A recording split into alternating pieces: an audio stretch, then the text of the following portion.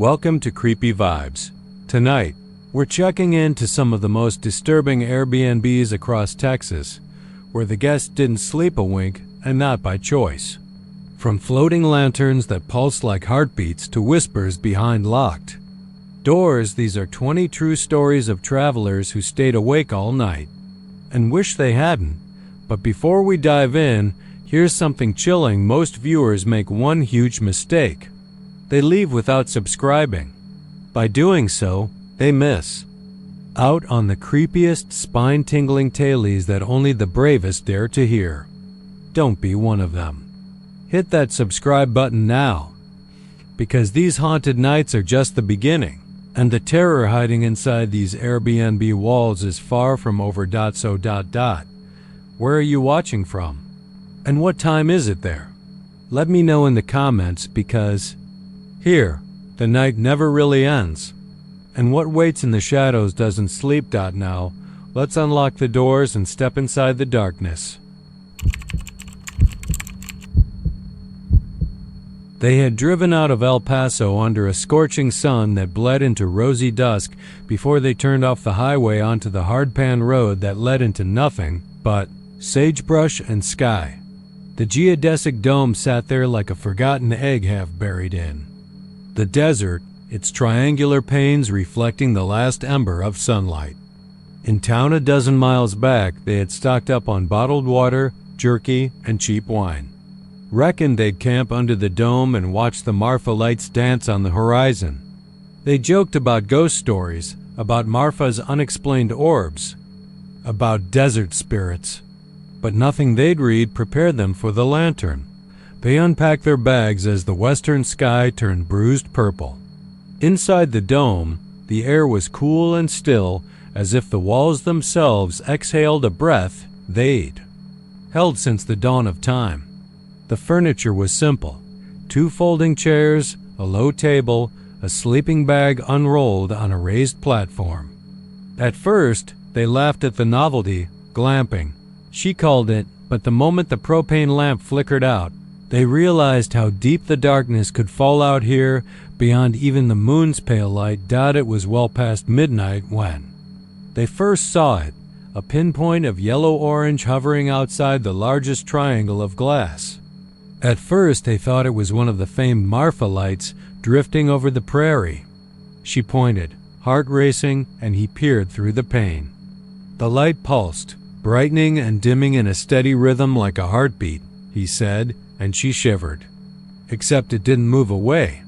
It stayed just beyond the dome, or perhaps it was following a precise path around its exterior, circling, as though examining every facet of the fragile glass shell.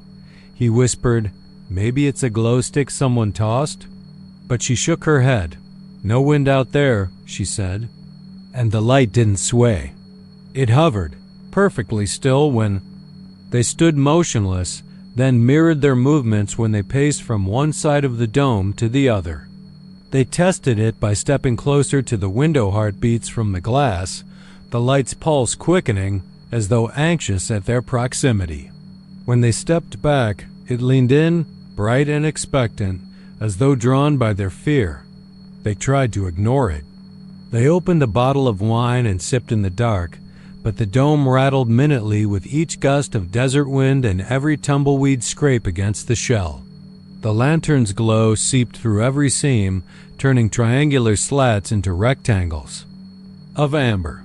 Hours passed. When she closed her eyes, she thought she felt someone else in the room, standing over her, breathing in time with that distant rhythm. The silence was a low hum, and the pulsing light a living thing, watching and waiting. He banished himself outside, flashlight in hand, intent on finding pranksters. The sand gave way underfoot, crunching. He circled the dome, but the lantern stayed exactly opposite each panel he emerged from. He dove toward it at one point, lifting the beam through the glass. It vanished, then reappeared on the far side without disturbing a single rock or cactus. He crouched by a creosote bush and watched. Its glow flickered once, as if in recognition, then steadied into that relentless beat. He tried to shout, "Hey!" But the only answer was his own echo in the hollowness of the plane. Back inside, she had curled into herself on the platform. "It waits," she said. "It knows we're afraid."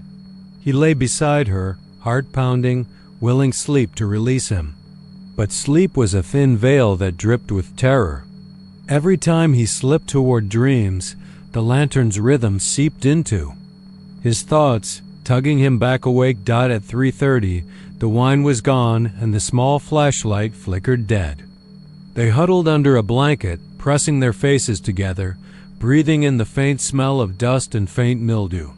Through the dark window, the light waited. She whispered, "What if it wants in?" He stared at her, then at the glass. "Impossible," he said, though his teeth rattled against the words. The dome's door was a faint click away.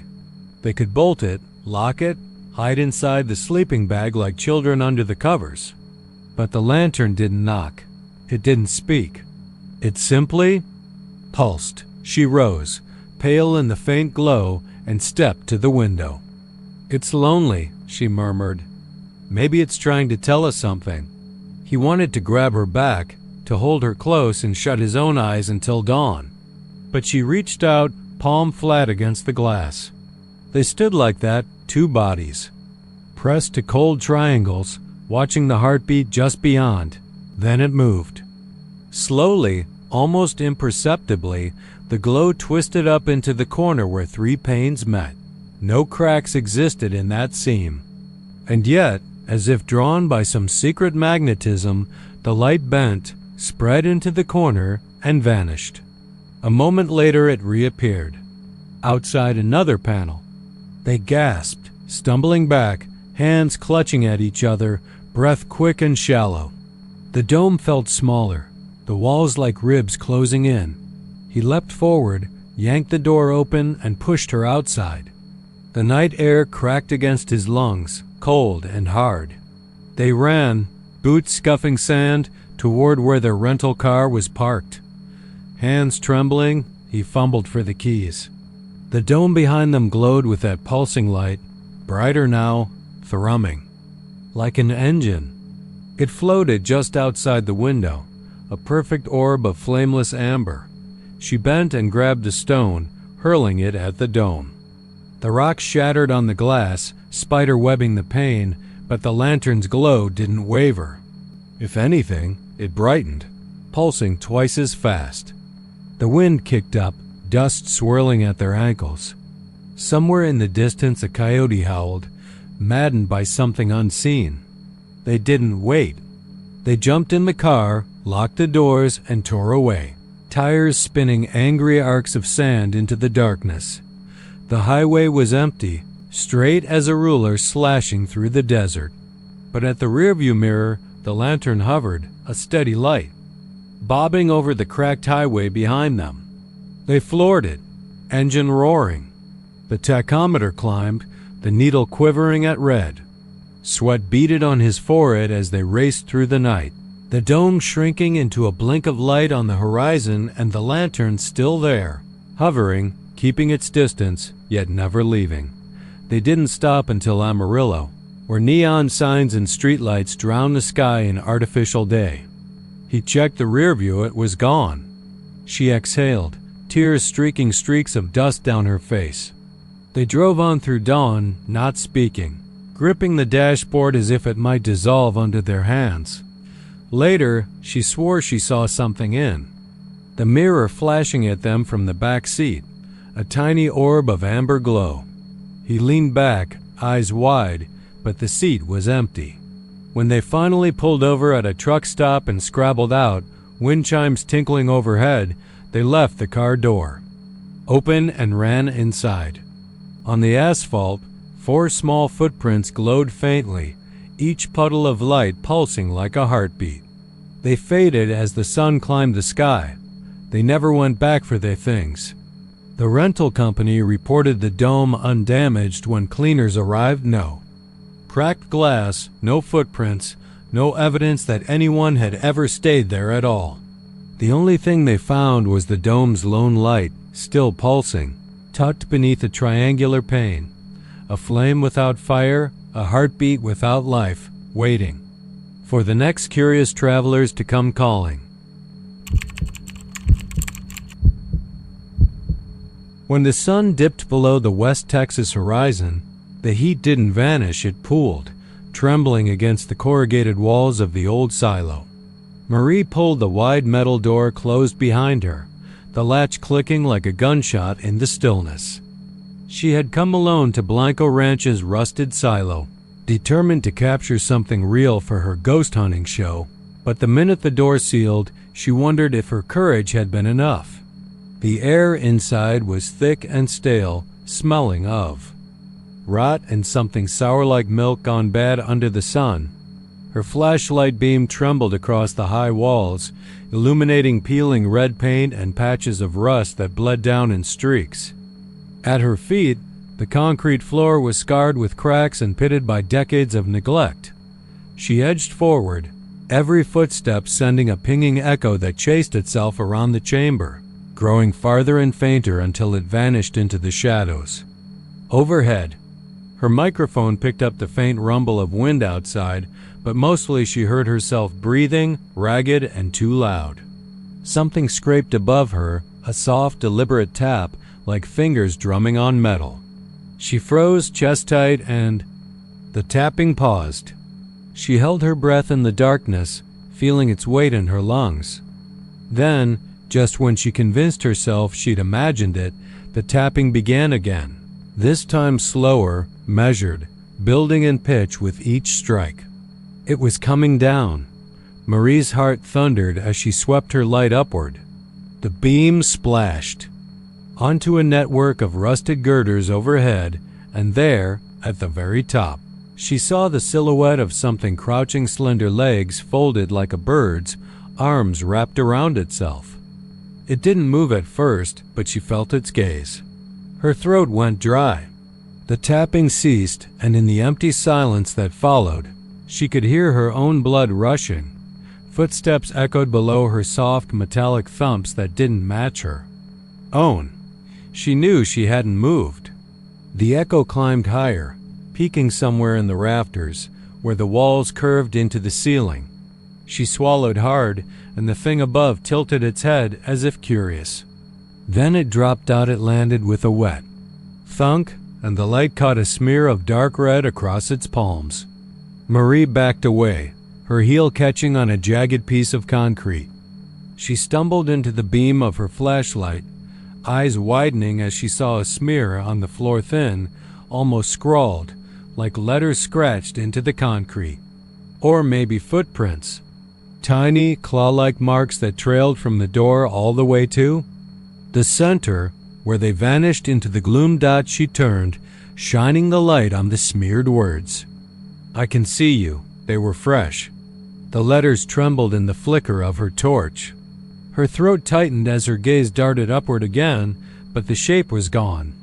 The tapping resumed, closer now, resonating in her chest. She spun in place until her light hit the ladder bolted to the wall. Rusted rungs curled skyward, inviting no, daring her to climb. Every instinct screamed to run, but she felt drawn, compelled. She planted her palm on the ladder's first rung. It shivered under her touch. She climbed.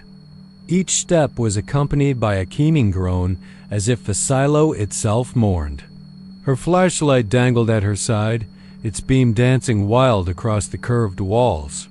The tapping above whispered, coaxed her upward. Halfway up, she paused, blood pounding in her temples. She dared to look down. The door was a tiny black rectangle far below, the ranch's field smudged beyond that. A breeze had risen, and she could hear it now, hissing through gaps in the steel plates like wind through a twisted instrument. Wind that carried a distant murmur, voices. A single indecipherable word repeated, Marie, her name. On the wind, she froze, muscles coiling. She had never told anyone she'd come. Only her camera crew knew, and they were back at the main house, weeks away by road. She tightened her grip on the ladder and climbed, ladder rung after rung, until the light swung into the highest eaves. The space up there was smaller, a circle of rusted metal overhead, ribs of steel converging like the spokes of a wheel. In the center was a hatch, its bolts sheared away, revealing the night sky above. Through the circle, she saw stars poking through the black indifferent distant, but she could barely look. Behind her, on the curved plateau of metal, something moved. She swung the light. It landed on an elongated form hunched against the wall, as though hiding. Its skin gleamed, slick and pale. Its eyes caught the beam, enormous and black, reflecting back a silent hunger. Its limbs were too long, its joints bent wrong like a marionette assembled by someone who didn't know anatomy. It cocked its head, mimicking her earlier hesitation, as if mocking her. She backed away, heart hammering. Her boot slipped on a greasy stain, and she caught herself against the ladder. She turned to descend with all the speed she could muster, but the creature moved first. It unfurled with a whip crack, and her scream ricocheted down the shaft as it lunged. She fell, her body battering the rungs. Pain seared in her arms as she tried to slow her descent, but something caught her ankle, yanked her downward. She blacked out as she hit the floor with a bone-shuddering thud. When consciousness bled back into her mind, she lay in the circle of light from her fallen torch. Her arms ached, and one boot was gone. She rolled onto her side, disoriented. The silo door was a gaping void above. She had climbed far, and now the hatch must be miles overhead. She breathed shallow, tasting grit and rust. Something shifted in the beam's periphery. She turned her head and saw the ladder, broken at the bottom, its first few rungs mangled. She tried to sit up, but pain flared across her back. She yelled, voice raw and small in the cavernous space. No answer, but the low hum of wind. She reached for her torch, and it crackled to life. The circle of light wavered, then steadied, illuminating footprints around her, dozens of them, small, clawed, pointing toward the ladder, as if the thing had paraded around her, savoring the terror.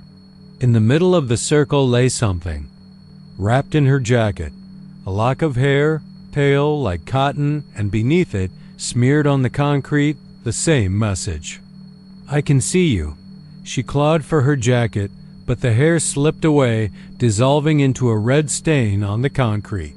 The stain pulsed, thick and alive, oozing outward in slow, creeping fingers. She staggered back, panic flooding her senses. She had to get out, had to climb, but the ladder was gone. Shattered. Behind her. The stain retracted, pulling with it the shape of the hair, leaving only a dark wetness. She braced herself, trembling, and shone the light upward. In the high shadow where the roof ring met the walls, 2 pinpricks of light glowed. The creature had returned, perched in the darkness, watching. It started tapping again, a single, hollow knock. Measured. Then it whispered, in a voice like wind bleeding through hollow pipes, "Climb." Marie swallowed the fear lodged in her throat and raised her torch. Her camera lay half buried under debris. She reached for it with a trembling hand, flipped the switch. The red recording light blinked on. She panned up, shaking, capturing the curved walls and the circle of night above. The tapping grew impatient, insistent. "Climb," it hissed again. "Come home." She didn't answer. She dropped the camera and turned to the far wall, where a seam of metal plates was welded but crudely. She pressed her palm against the weld, felt the heat. The metal was warm. She pushed, and a panel swung inward on a rusted hinge she hadn't noticed. Behind it was a narrow crawl space, packed with the debris of years. Old sacks, dead bats, there. Bodies mummified in the dryer.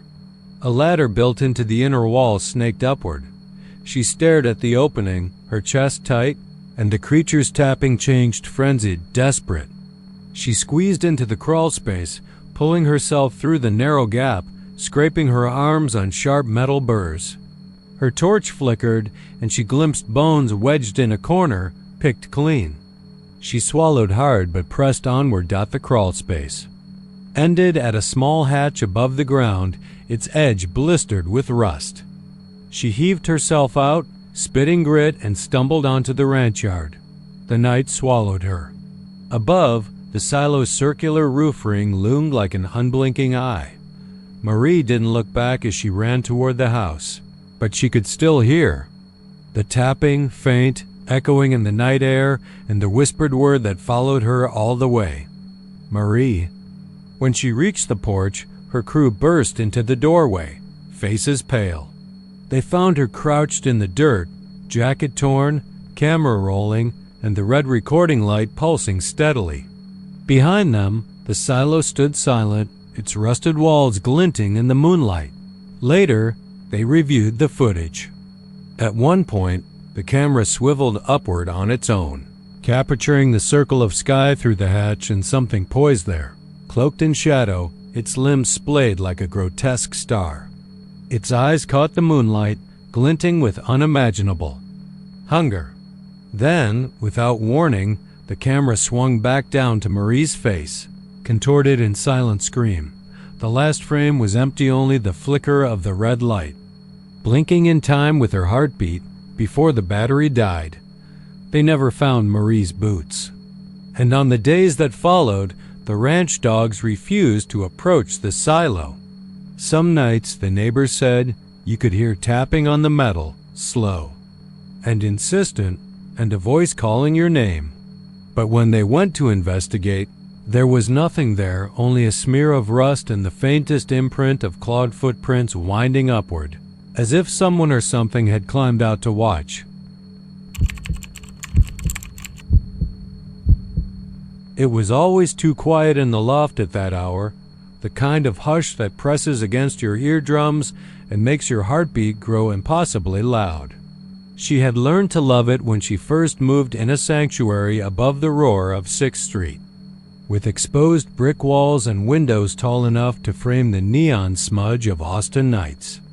But tonight, at exactly 2:17 a.m., the silence fractured. Beneath the shallow hum of the ancient air conditioner, she heard it, a soft, deliberate creak of floorboards outside her bedroom door, as if someone wearing heavy boots were pacing back and forth, waiting for her to notice. The sound arrived perfectly timed, regular as a metronome, and stubbornly refused to sync with any logical footsteps she'd ever heard. It was too measured, too taunting. Her breath hitched. The loft's alcove lamp cast long shadows across the polished oak floor, but the hallway beyond remained draped in darkness. She hugged her robe tighter, shivering despite the warm Texas air. A dull ache of anticipation settled in her belly, part curiosity, part dread.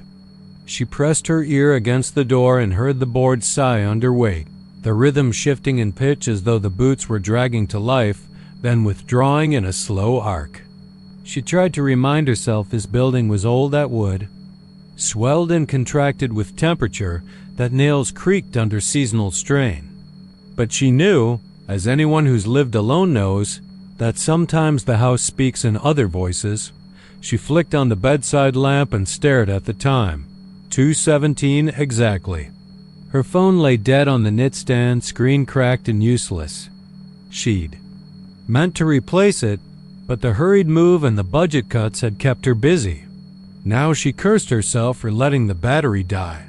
With one last gulp of coffee lingering on her tongue, she rose and approached the door. Her fingers trembled against the cool bronze knob, but she did not hesitate. She opened it wide, expecting, what? A stray cat? A homeless man seeking shelter? The hallway was empty. The plush runner rug lay smooth, the exit to the living room. Beyond dark and still. No boots, no footsteps. Only the faint hum of neon leaking through lace curtains. She exhaled, a shaky sigh that sounded too loud in the hush. She closed the door, shaking her head and telling herself she was imagining things. Maybe she'd been up too late finishing edits on her manuscript. Maybe the wind had poked at a loose board. She clicked the lamp off and slid back into bed, hoping sleep would come before her mind dared conjure more horrors. The mattress muffled her descent, and her pulse eased until she almost believed she'd been mistaken. But then soft, precise another creak from the other side of the room. She froze. The sound had moved. The boots were no longer pacing outside her door. They were here, in the open space of her bedroom, circling the edge of the rug where she lay. She held perfectly still, chest tightening so sharply her ribs felt they might crack. Beneath her, the bed frame groaned. Something was dragging the floor with measured slowness, stepping once, waiting, then stepping again. She strained to see into the gloom, but the lamp was off, and the glow from the street lamps beyond the curtains was too weak to penetrate the inky shadows. Her throat went dry every story she'd ever read about a haunted house, a restless spirit, a vengeful presence crowded her memory. She swallowed, unable to move. The sound came around to the foot of the bed, inches from where her toes peeked from under the sheet. The heavy tread paused. She felt, rather than saw, a presence. Leaning in, the floorboards whispering under immense weight. Her mind raced. If she screamed, would anyone hear? 6th Street might carry the noise, but would anyone care if a lone woman shouted at 2 in the morning? She willed herself to breathe, slow and shallow. Then she remembered the small brass candlestick on her dresser left over from some decor sale she'd hit last spring. With a conscious effort, she kicked the sheet free, sat up, and reached blindly into the dark. Fingers brushed metal.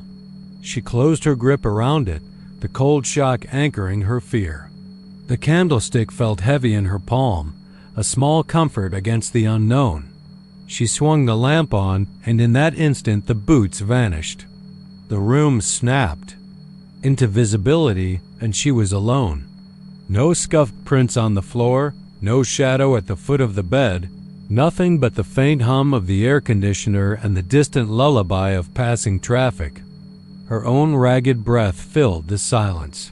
She ran the light across the room, illuminating peeling plaster, the corner where her suitcase waited half filled, the framed photograph of Lady Bird Lake that leaned askew on the wall. But there was no sign of intruder or ghost, only the ordinary debris of her life. She stumbled out of bed, chasing the circle of light to the door, but the hallway remained empty and powerless in its muddy glow.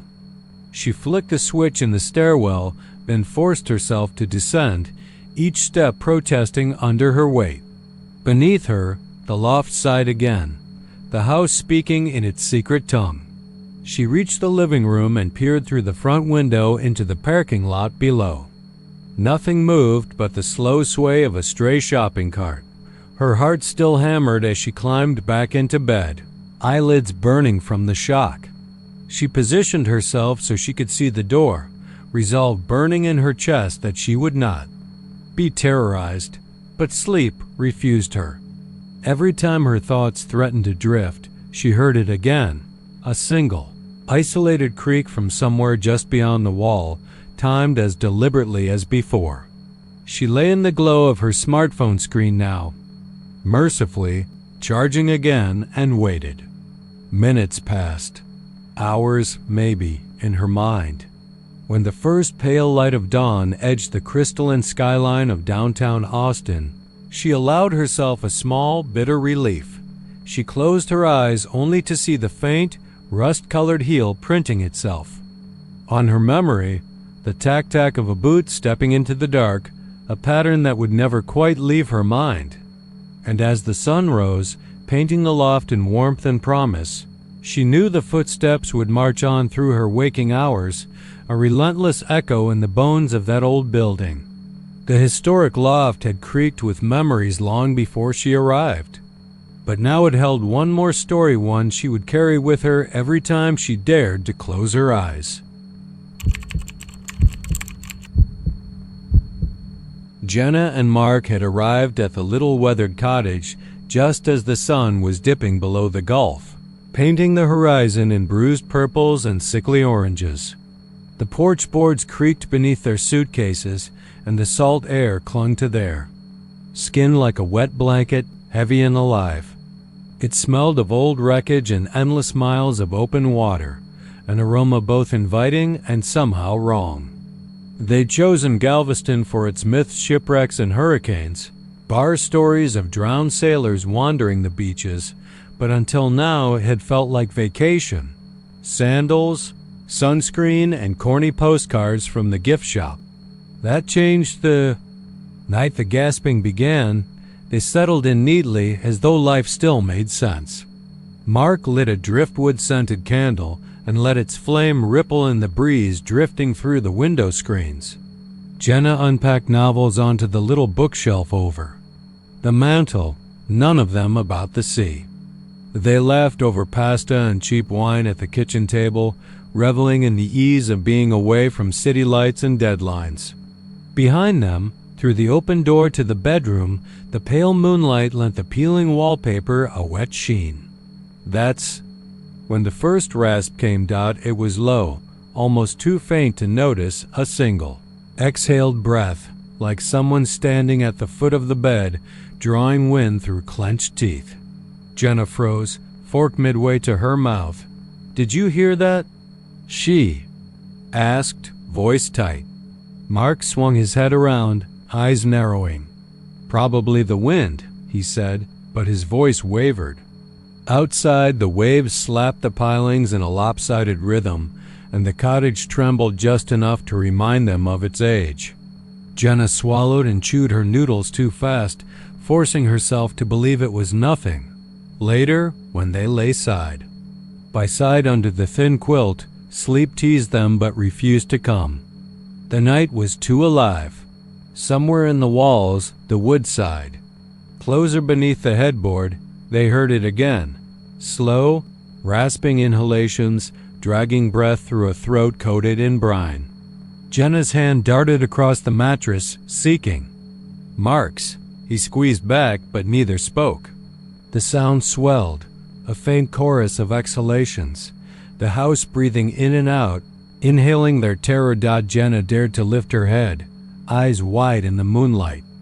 The bed was empty except for them. Yet the rasping continued, rising and falling like a tide coming in too fast.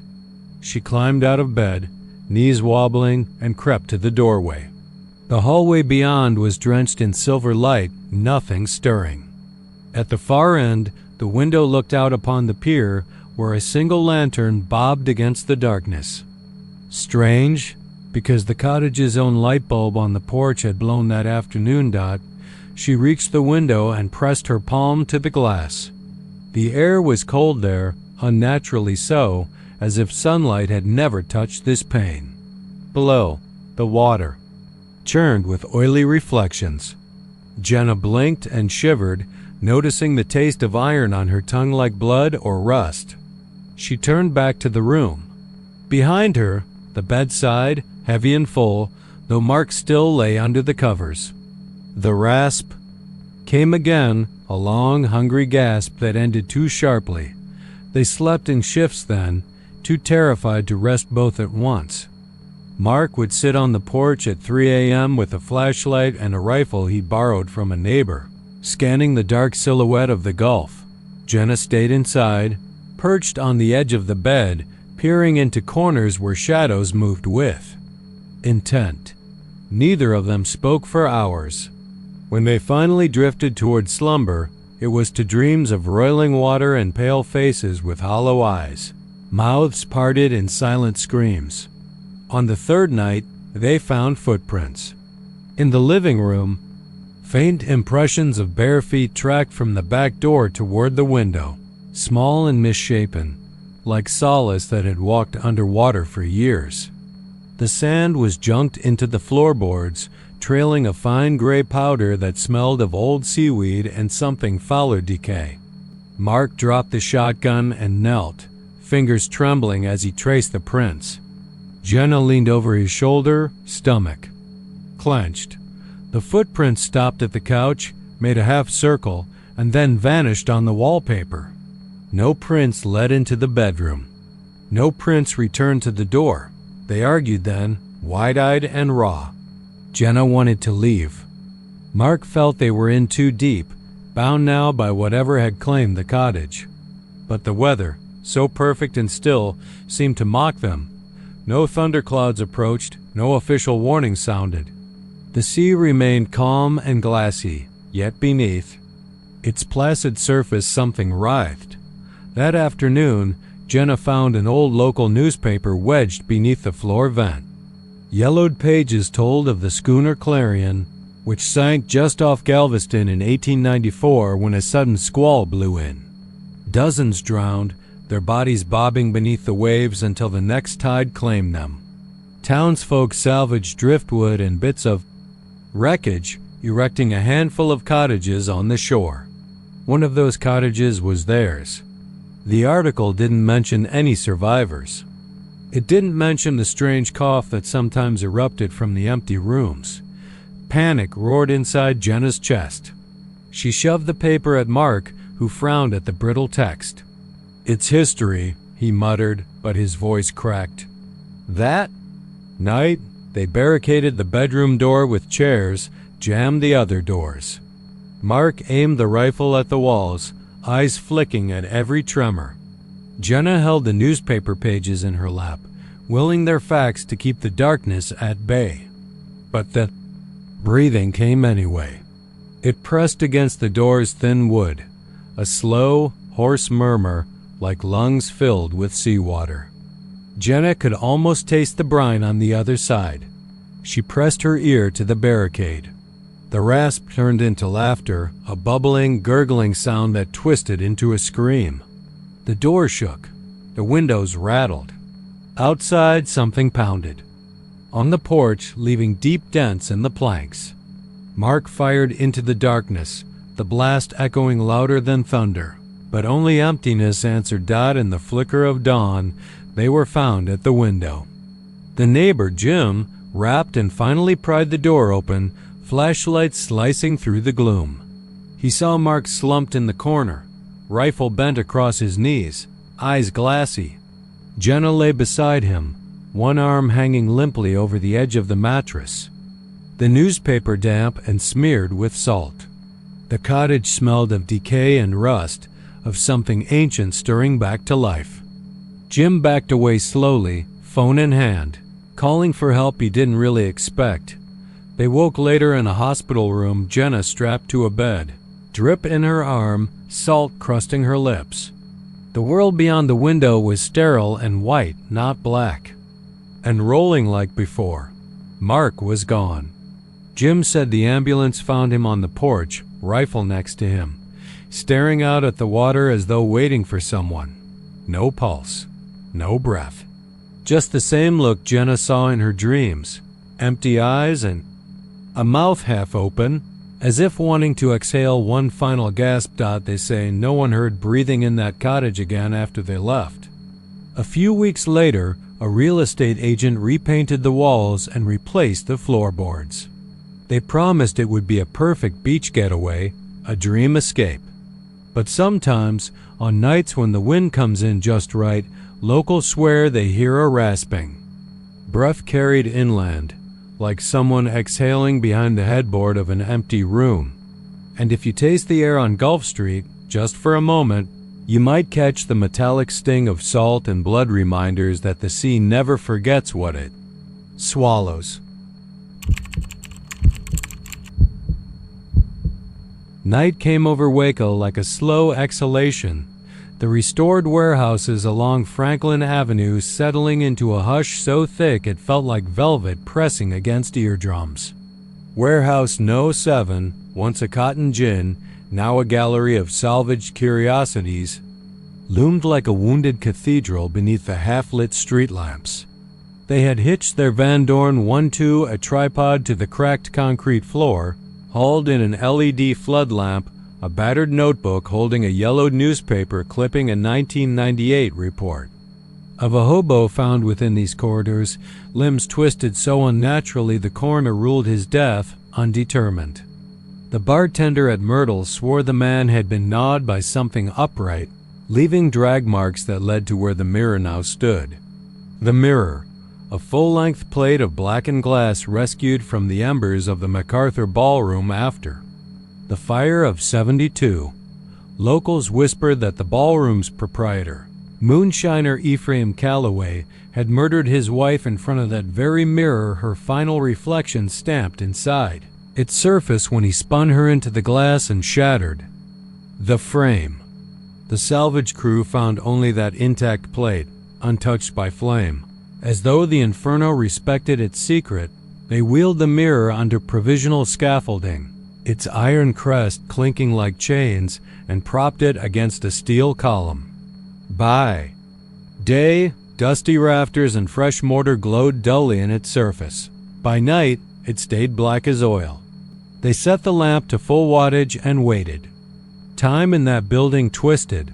The old transistor radio lost signal, then returned with a scratchy gospel hymn on endless loop like a recording possessed. Their boots echoed hollowly, coal dust from a century of shipments coating their solace. When they peered into the mirror, they expected a version of themselves, exhausted, sweaty, but saw only a blur of lamp glare. They pressed a palm flat to the glass. Nothing but smooth, unbroken surface. They exhaled against it, fog rising and vanishing without a trace. Then, movement, a sliver of darkness at the edge of their vision. A hunched shape curling along the floor, elbows drawn into ribs until wrists bent at ungodly angles.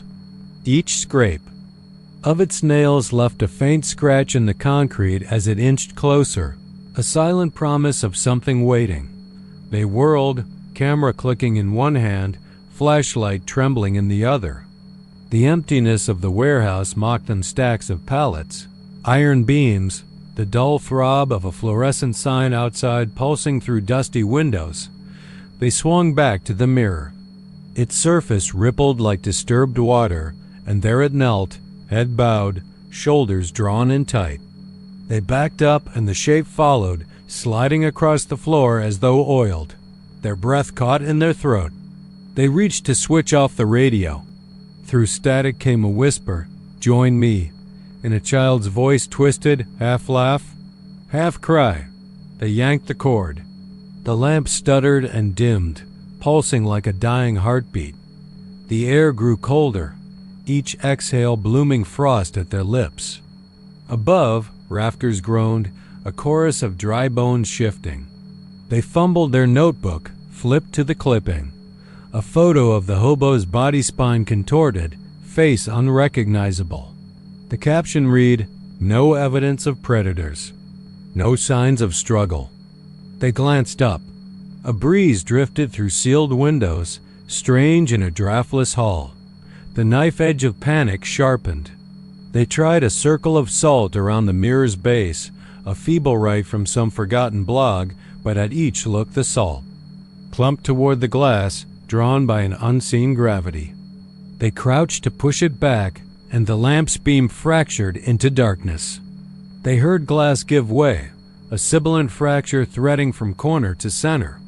Then the shape rose. It pressed its face against the glass lips, peeled back, gums receded, shards of teeth filling half the plate. Its eyes, pit-deep hollows, blinked once. They felt that blink behind their own. They scrambled back, ankle twisting on the salt ring, lamp clattering.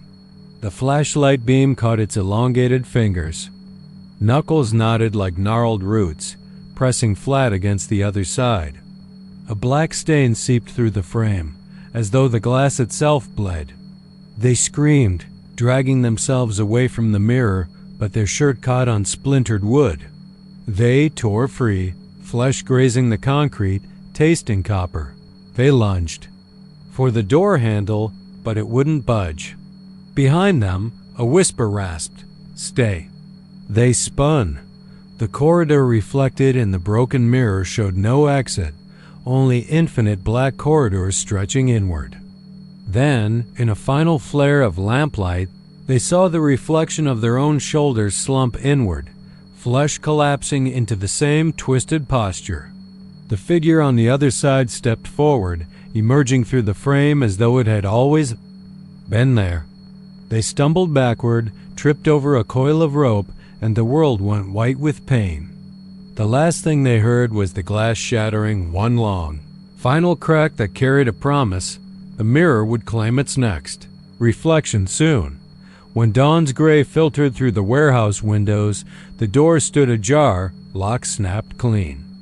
Inside, the lamp lay in crushed metal coils, salt scattered like spilled sugar, shards of glass glinting across the floor. The mirror hung on the column, whole and unmarked, its surface clear and obedient, reflecting only the empty hall. No sign of the crew, no camera, no rope, no notebook.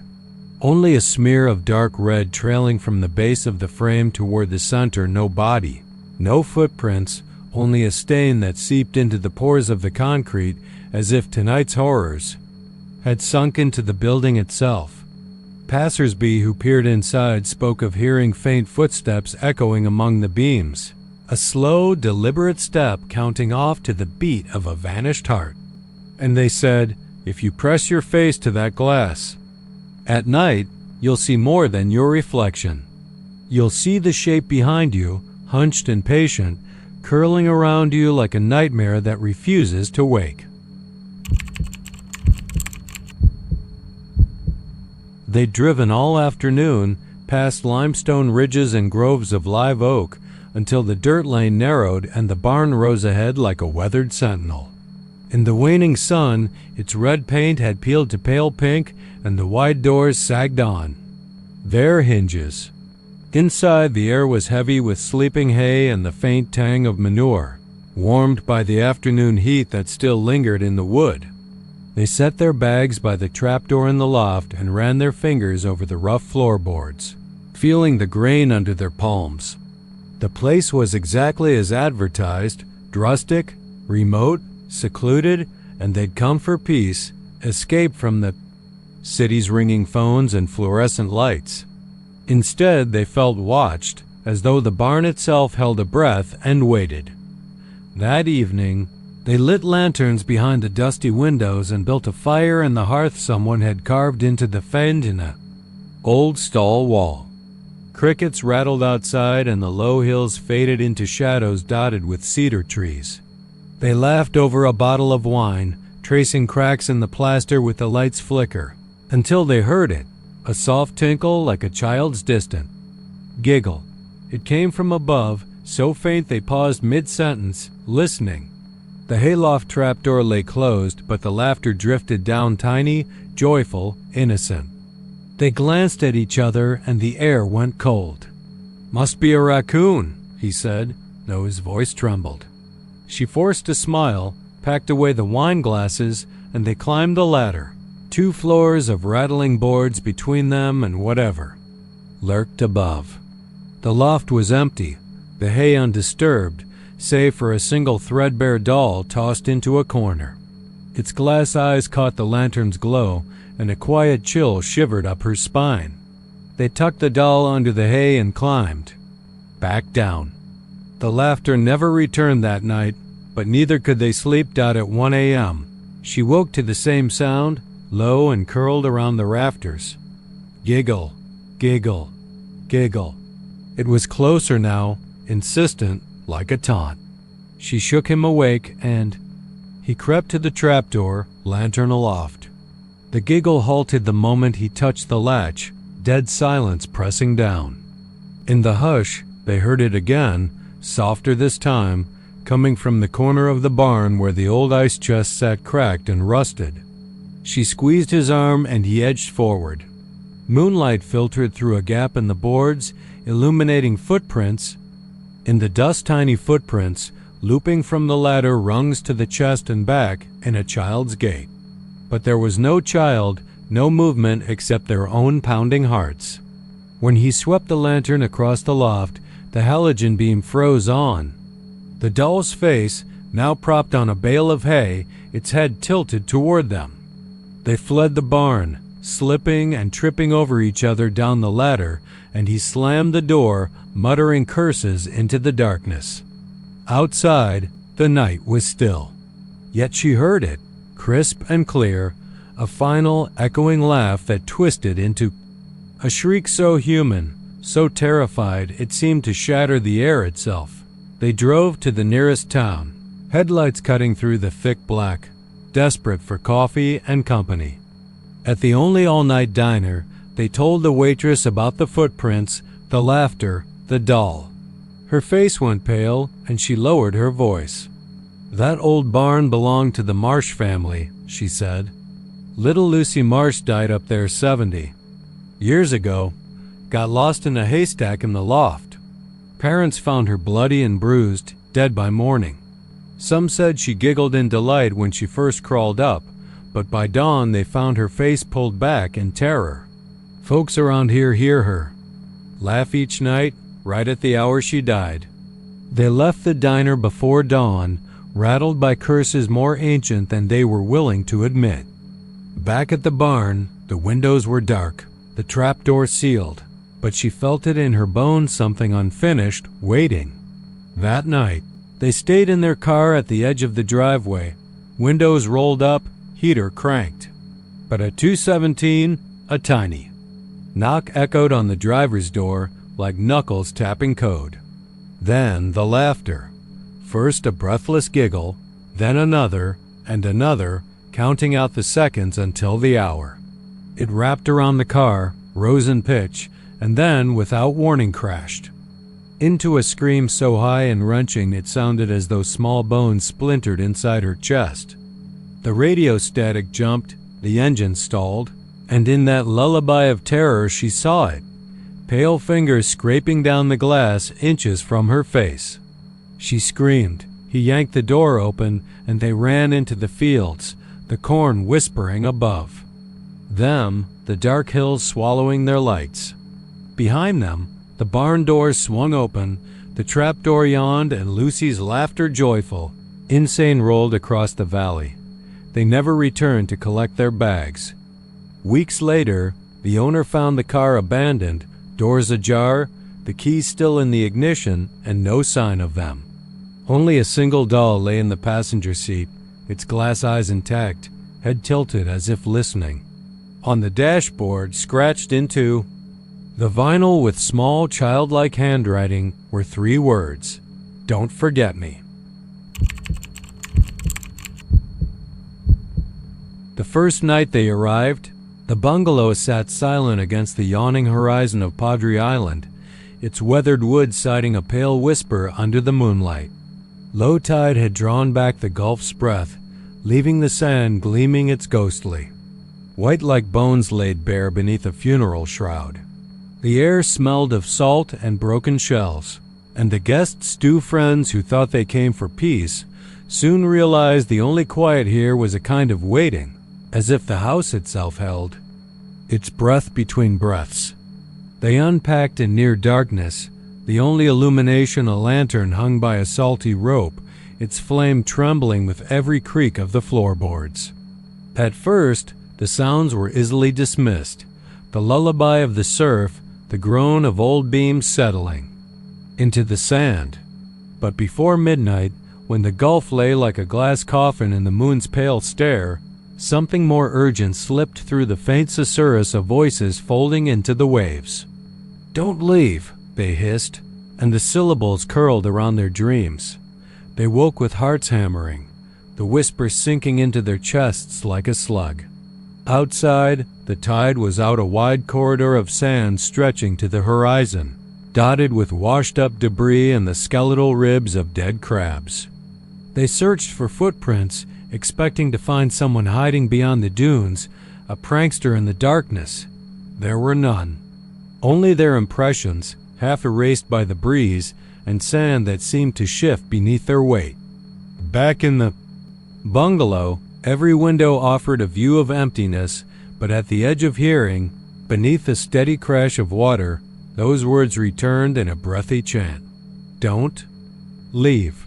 It felt like a demand, an echo of a promise long broken, and when they pressed their ears to the glass, the words turned to laughter, thin, brittle laughter that scattered like birds, startled into flight. By morning, the tide had crept back in, reclaiming the sand and dragging fresh seaweed into the yard. The walls of the bungalow once dry and creaking in the breeze, now bore damp fingerprints and glistening trails where water had seeped through sealed cracks. As they drank coffee in the cool dawn light, the guests joked about the previous nights. Terror, dismissing it as imagination fueled by too many horror movies. Yet as they spoke, the air grew dense, and beyond the horizon, the water pulsed with a surge that didn't belong.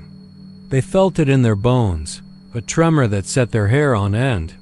One of them leaned forward, voice dropping. "Did you hear it again?" A pause, then the other nodded. "In the surf." It sounded like begging. That afternoon they explored the debris line where the ocean left its tokens. Driftwood twisted into strange shapes, bleached bones that looked like vertebrae, clumps of seaweed studded with broken shells. But when they tried to leave the shoreline, their feet sank deeper into the sand as though the beach itself resisted their departure.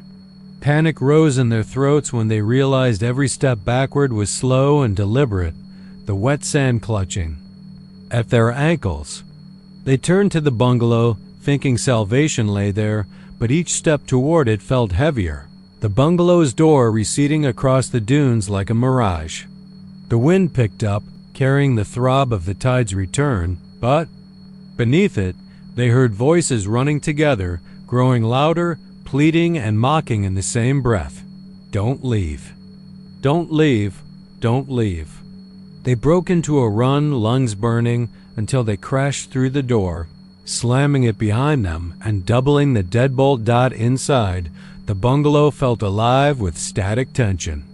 Every surface seemed to quiver as the tide whisper scraped against the walls, trying to push its way back in.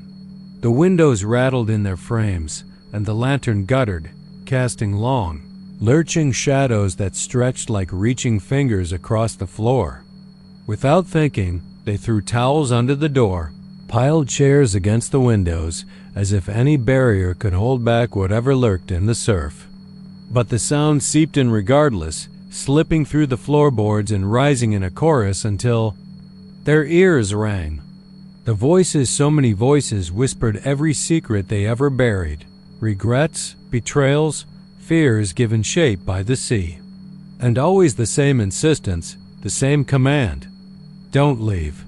They spent the second night awake, huddled in the center of the room, eyes flicking to every corner as if expecting something to emerge.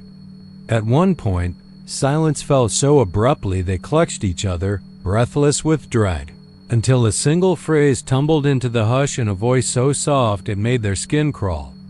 "If you go, we stay." Morning came without relief. The tide had returned fully, lapping at the porch steps, but the sand around the bungalow was torn as if the earth itself had been rent open. They packed their bags in trembling haste, determined to leave no matter what. The door gave way under their grasp, but as they crossed the threshold, the world bent dot outside, the bungalow had vanished. In its place was only a stretch of empty dunes, marked by a sun-bleached foundation ring. They stared, mouths open, hearts pounding, but there was no house, no lantern, no chairs piled against the windows, nothing but sand. The gulf stretched out beyond, calm as glass, silent but for the soft sigh of the tide. Frozen in disbelief, they watched as a single footprint appeared on the wet sand in front of them, distinct and unbroken. Then another, and another, until a line of prints led away toward the water. The voices rose again, clear and insistent. Don't leave. Compulsion seized them, an invisible tether pulling them into the surf. Wave after wave lapped at their knees, their thighs, their waists, but they stepped forward, trance-like, following the footprints that vanished beneath each ripple, yet reappeared farther out, unwavering. Salt stung their eyes, but they pressed on until the water reached their chests, and still the footprints beckoned. The voices swelled to a fevered chant, no longer whispering but shouting, drowning in the roar of the sea.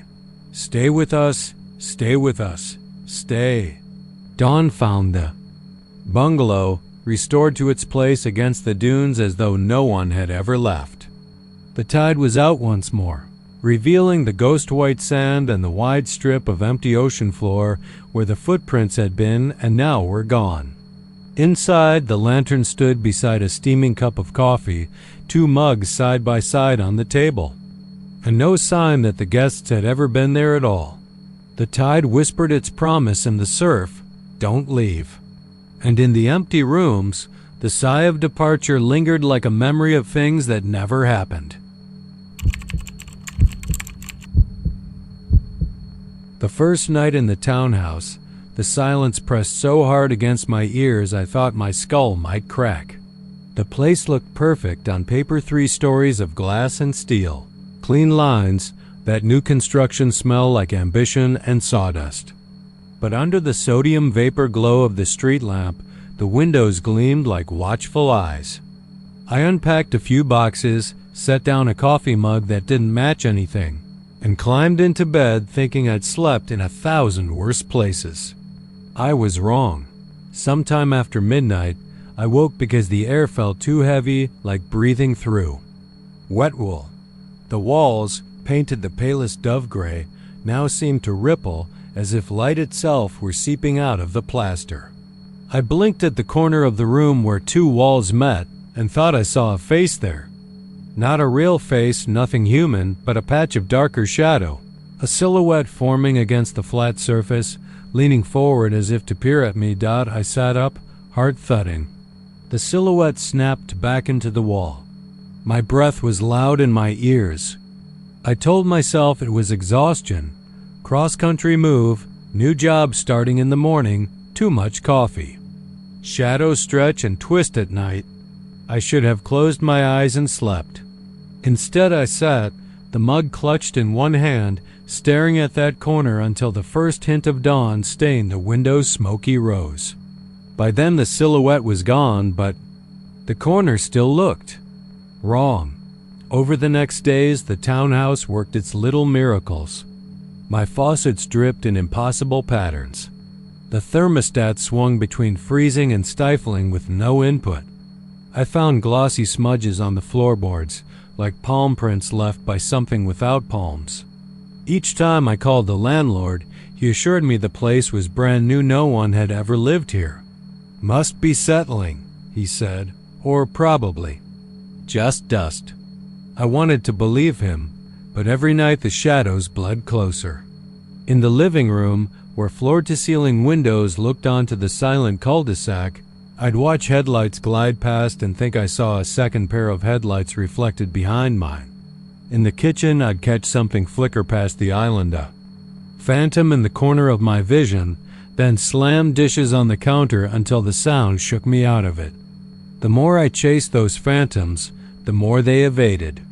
The townhouse felt alive, like it inhaled me every evening and exhaled something older, darker back into the walls. At 2 weeks I stopped sleeping.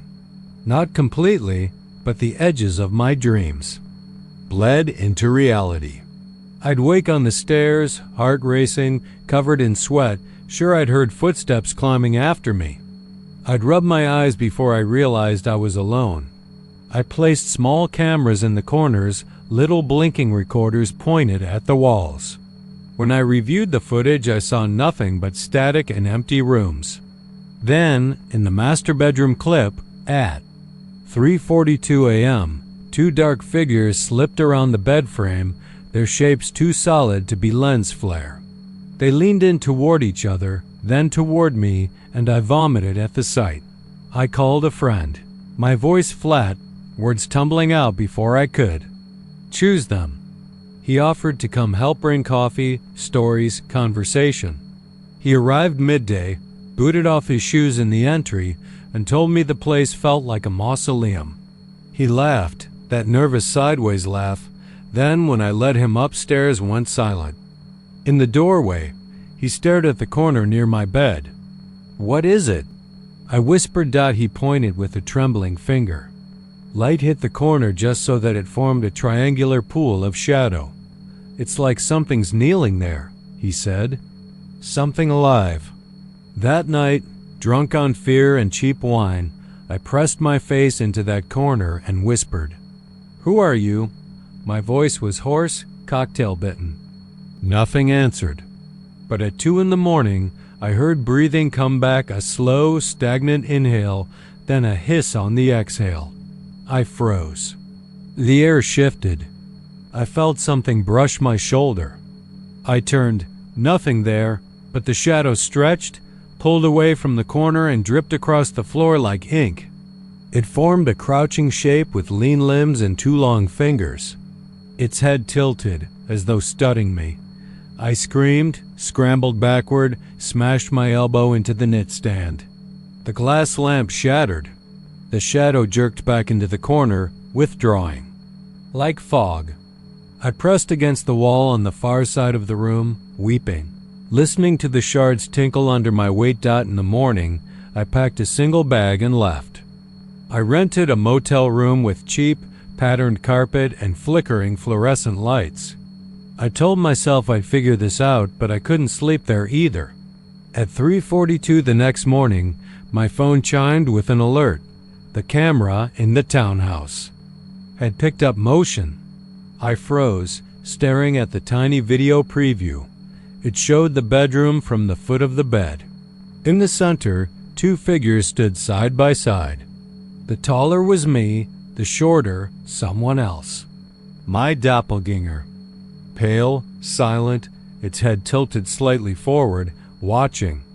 I drove back as fast as I could. The townhouse door yawned open before I knocked. Inside was perfect silence. The cameras lay on the stairs, their lenses cracked. Only the living room couch sat in the center of the floor, spotless white. That was new. I remembered I'd left it in the garage for pickup. How had it gotten inside? The moment I stepped toward the bedroom, the air went cold. My breath hung before me. I saw footprints on the carpet, 2 sets, mine and another leading to the corner where the wall seemed to pulse. I pressed my palm against the paint. It gave like flesh. The plaster parted beneath my hand, revealing darkness so deep it was like infinity. I didn't hesitate. I shoved my phone and keys inside my jeans and crawled in. The walls closed behind me, soft and wet, muffling the last echo of my scream. I don't know how long I've been here. I have no sense of time or gravity. But last night, I felt something else in the darkness. Another hand brushing mine. Something whispering in a voice like wind over dry leaves. "You're finally home." They arrived in the deep humidity of Beaumont just after sunset, the wilting pines lining the old road dripping with the promise of storms yet to come. The restored chapel stood between a boarded-up convenience store and a vacant lot littered with rusted shopping carts, its steeple wreathed in creeping ivy that tangled around a weathered cross. Inside, the scent of beeswax and old oak lingered heavy beneath the new varnish. For the choir retreat, this chapel was perfect stained glass windows depicting saints in jewel tones. Polished pews faded only by the softest blemish, an organ. Chamber that promised warmth in its carved mahogany case. At first light, the director, Marisol, stood before that organ and pressed a single key. The note swelled like a sigh, clean and earnest, and the choir smiled. They settled into their schedule, morning rehearsals, afternoon harmony exercises, evenings spent reviewing arrangements by candlelight. The air grew electric with expectation, the songs growing richer as their voices intertwined. On the second night, they discovered the little brass clock on the organ's mantel had stopped at 2:57. They reset it without comment, chalking it up to an old mechanism. Midnight came and went in silence, save for the cicadas beyond the stained glass. Some of the singers, restless in borrowed beds upstairs, thought they heard distant whispering beneath the floorboards but laughed it off. Marisol reminded them, "That old houses creak, especially ones that creak with centuries of prayer. At dusk on the 3rd day, storm clouds rolled in swift and low, casting the chapel's interior in a bruised violet light. They gathered for a final run-through, voices echoing against the high ceiling. As the last chord sustained, the organ pedals shuddered under the weight of something unseen, a mechanical inhale as if the instrument itself had drawn breath. Marisol froze mid-note, her eyes drawn to the pedals. The others followed, their harmony dissipating into a ragged gasp. For a heartbeat, the world was deafeningly still. Then, at exactly 3 a.m., a single low note bloomed from the organ's pipes, far too deep for any human foot to summon. It rose slowly, dragging its sound across the sanctuary like a dark net. One by one, keys depressed themselves, each note peeling into the next, weaving a melody that was unmistakably choral, hundreds of voices layered atop one another, yet pitched in a register so high it shattered glass. They listened, frozen in half-turned postures, as the air around their necks snapped taut with electricity. The wails climbed, a chorus of impossible clarity and pure anguish, the kind of sound that frays the edges of your mind. Fingers went to throats, fists clenched at heart bones. Not a breath came. Then the organ fell silent, and in the sudden absence of sound, they realized the candles had guttered and gone out. Panic uncoiled through the pews. Marisol unleashed a wordless scream that merged with an echo of those spectral voices. They scrambled, arms sweeping against carved wood as darkness closed in. The emergency lights flickered on dull amber beacons that revealed empty pews and overturned hymnals strewn across the floor like scattered bones. No one spoke. They pressed together, heads bowed in trembling conspiracies, each trying to locate the others in the gloom. In the chapel office, they found the guest book open, the last entry a smeared scrawl dated 1887. We sang for the Master. He sang for us. Never leave. Below it, someone had traced smaller letters in fresh ink. Listen at 3. The chill of the notes snaked up their spines. Marisol ripped the page free and threw it to the ground, but blood welled along the torn edge, as though the book itself had been carved from living flesh. A single drop blackened the carpet. They huddled by the entrance, fumbling for coats, for keys, for anything that smelled of escape. But one by one, the doors refused them, latch tight, the lock bars clicking into place as if guided by unseen hands. Behind them, somewhere deep in the organ chamber, the pipes exhaled the breath of 100 damned souls, warming the dusky air into something close and suffocating. The lights overhead buzzed and went out again. Marisol found the grand piano. In the corner, its lid intact, its ivory keys glistening in the red afterglow of the storm outside. She sat and pressed a note, a hesitant apology to the dark. It trembled once, unanswered. Then the wood groaned as though weighing centuries of sin, and the organ began again. The scream-swelling chords rose, and beneath them, a counterpoint rose, the piano straining against the soprano shrieks. Marisol's foot hit a pedal and an organ note answered, a horn of doom that pitched the wails into a frenzy. Around her, the choir's voices joined in, as if possessed, first timid, then strong, until the chapel shook with their combined terror and the organ's ghostly accompaniment. They sang. They sang until their voices cracked, until their lungs burned with certain death. They sang the hymns they had practiced, but the words came out twisted, unrecognizable, drenched in malice. A window shattered somewhere, and for an instant, the storm's lightning flashed through shards of violet glass, illuminating outlines, figures standing behind the organ. Slender, bowed, mouthless heads turned toward the singers.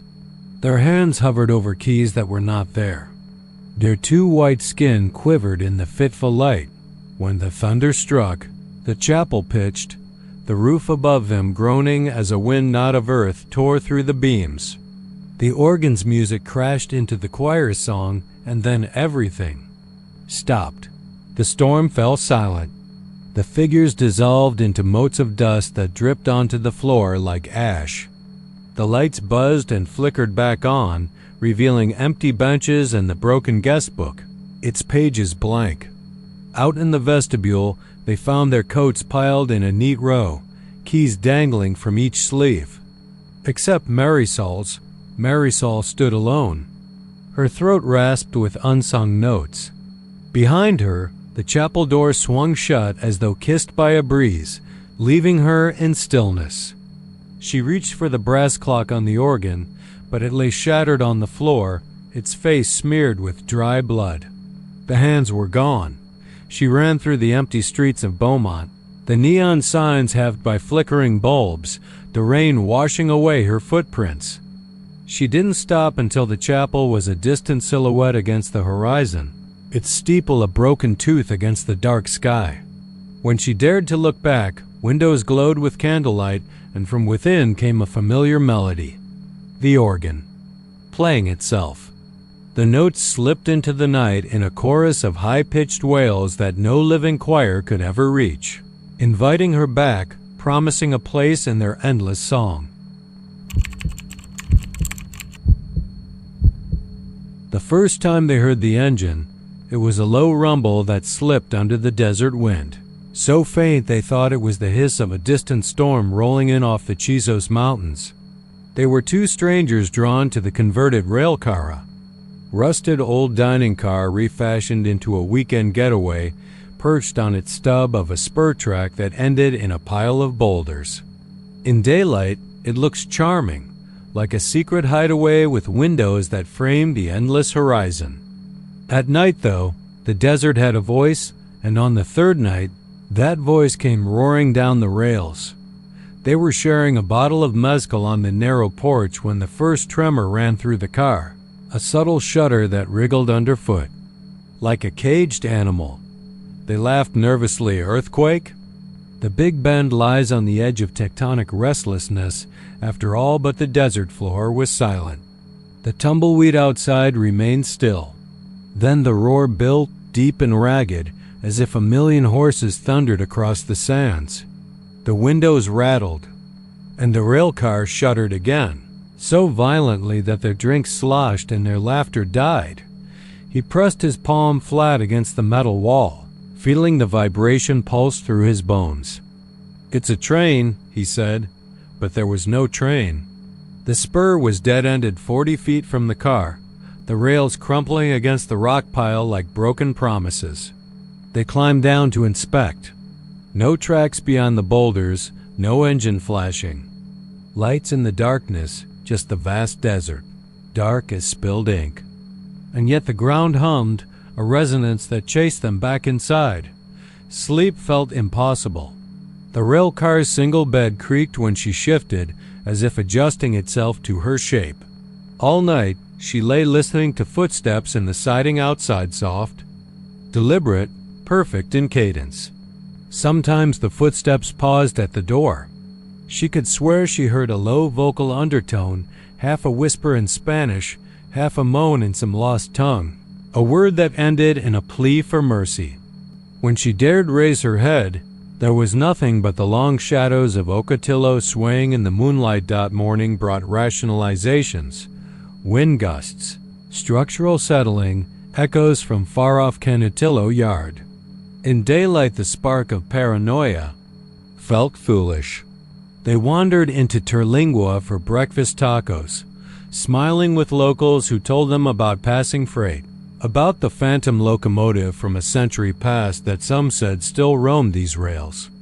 A ghost story, they told each other, anachronism dressed in steam and soot. But in their hearts they listened for that distant roar. Night 3 arrived with a sky so clear the Milky Way shone like a colonial ribbon. They lay in bed, hands brushing, finding comfort in the normal. Then, at exactly 2:13 a.m., the car lurched forward as if unhitched souls had shoved it onto the line.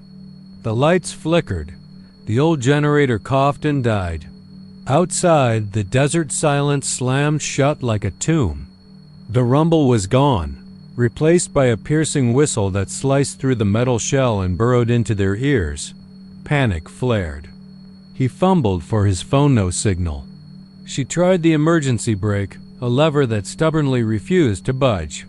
The rumble returned under them now, and the rails vibrated in a slow, relentless cadence. They heard wood splintering, as though ancient. Ties broke beneath wheels nowhere to be seen. A high-pitched screech, then a hammering clatter. They braced themselves against the wall, expecting the car to lurch off the ridge into the canyon, but it did not. Instead, it moved with eerie deliberation, a creep that set the desert night in motion.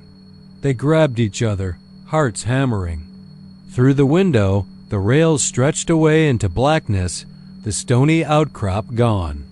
The headlights out front cast two narrow beams that cut through the dark, illuminating nothing but the unbroken ribbon of steel. The car was hurtling, impossibly, toward a terminus that did not exist. She pressed her face to the glass and saw something move beside the track.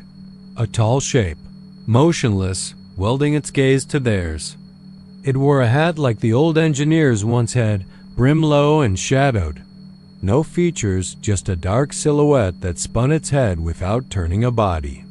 When the rails trembled and the desert wind regained its howl, the figure vanished. Inside, the generator kicked back to life, lights strobing on. They blinked and the car was still. The rails ended abruptly against the rock pile. They were back where they'd started, as if the night hadn't happened. Their breaths hung visible in the cool interior air. The clock read 2:17 a.m.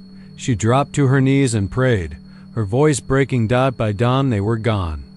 The rail car sat empty, the door wide, the mezcal bottle smashed, its contents bleeding into the sand. No sign of footprints or tire tracks led away. The only evidence was the faint grind of metal on metal, still perceptible if you pressed an ear to the rail's heel plate. On the side of the car, scrawled in what looked like ash or charred wood, were two letters, END. The locals say the desert keeps its own time. Sometimes travelers vanish inside the spur, lured onto the rails by that phantom locomotive. They say if you listen at night, you can hear the whistle and the soft chant of an engineer bidding you aboard. And if you're lucky, if you're careless, you'll ride the endless tracks until you forget who you are, time folding over itself like frayed rail ties, the desert swallowing you whole. Shadows clung to the limestone walls of the little cabin as Andrew and Marisa dragged their bags inside, the hill country night pressing against the windows with the hum of cicadas and the distant gleam of a single street lamp on the long dirt lane. The air smelled of juniper and cedar, each breath smooth and sweet as they stacked firewood beside the cold hearth and unpacked blankets on the worn pine floors. They had driven from Austin earlier that afternoon, chasing the promise of quiet, of stars they could see for miles, of a weekend away from blinking screens and the city's restless pulse. During the day, they hiked through switchbacks of limestone ridges and tumbled over weathered boulders, drank whiskey at a rickety bar below a neon armadillo, then returned here at sunset, tired but content, to spread cards on the coffee table and laugh until the forest creaked with their voices. They never needed a fire. They opened windows instead, letting in the cool breeze that stirred the curtains and carried the soft odor of mesquite smoke from distant ranches, whispering of abandoned homesteads and lonely spirits. Around midnight they fell asleep to the slow rocking of the ceiling fan and the distant song of frogs. Then the clock on the plaster wall clicked to 1:11 a.m. and something shifted in the room. A flicker at the hearth caught Marissa's eye first, a pale glimmer that blossomed into flame without match or spark. The blaze roared to life, far too tall and too blue, the tongues licking at the chimney reef like a living thing that thirsted for air. Andrew bolted upright on his elbows, heart a hammer drum, as Marissa sat frozen, her face illuminated in that unholy glow. In the corners of the firelight, faces pressed against the edge of the hearth, gaunt and half-formed, eyes sunken, mouths twisted in frozen screams. They reached toward her, pale hands brushing the stone as though begging for release. Andrew lunged for the poker, but the handle melted like wax beneath his grasp, and the iron bent like an icicle. Marissa crept closer, drawn by a terrible fascination, her fingertips grazing the mica in the mortar, feeling a pulse of ice-cold heat that recoiled her like a slap. The flames pulsed in time with her pounding pulse, a living heart of azure fire. They screamed for help, but the fire swallowed their words. Outside the windows, the cicadas fell silent, and the moon hid behind a cloud, as though the world itself recoiled from the scene. Andrew rushed the back door, yanking at the latch, but it held fast as though fused to the frame. He bashed at the panes. The glass trembled, cracked in spiderwebs, but would not shatter. Marissa scrabbled at the walls until her fingernails bled and discovered beneath the peeling wallpaper shallow grooves carved into the wood runes she recognized from a roadside shrine near. Lano, warnings etched in blood and clay. A sudden gust rattled the windows, blowing out the candles on the mantel, but the fireplace only burned fiercer, tongues rising to lick the beams, stopping short of scorch. Within the flame shapes coalesced into living tableau, a woman in a tattered calico dress staring down at a crying child, an outlaw draped over a wagon wheel, a man crucified on a broken juniper limb. Each held a moment of terror, snapped like a shard of memory, and then flickered away, replaced by another scene of agony. One face turned toward Andrew, his own face, drained of color, eyes black as pits, lips curled in a grin of sharpened teeth. He reeled back, bumping Marissa into the coffee table, sending cards skittering like startled birds across the floor. The laughter began then, brittle and hollow, rising from the hearth and echoing off the walls as though the cabin itself were mocking their fear. Andrew grabbed Marissa's hand and they ran to the fireplace, desperate to smother the inferno. With blankets, with pillows from the bed, even with spilled water from their glasses. Every attempt failed. The blankets smoldered but would not extinguish. The pillows dissolved into ash on contact. The water hissed and vanished in a puff of blue steam. The hearth seemed to inhale and pulse. Then the stone cracked, splitting down the middle, and steel bars slid outward, revealing a hidden chamber beneath. From that yawning crack seeped darkness, a viscous shadow that slid across the floor like spilled ink, pooling in corners and climbing the walls. The faces fell backward into that black pool, wailing as they sank out of sight. A low clank echoed from below as chains scraped against stone. Andrew knelt at the opening, peering into the pit. The walls were lined with more faces, pressed into the rock as though trapped there for centuries.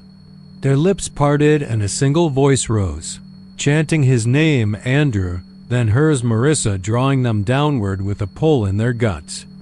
They stumbled back. The cabin shuddered. The windows rattled.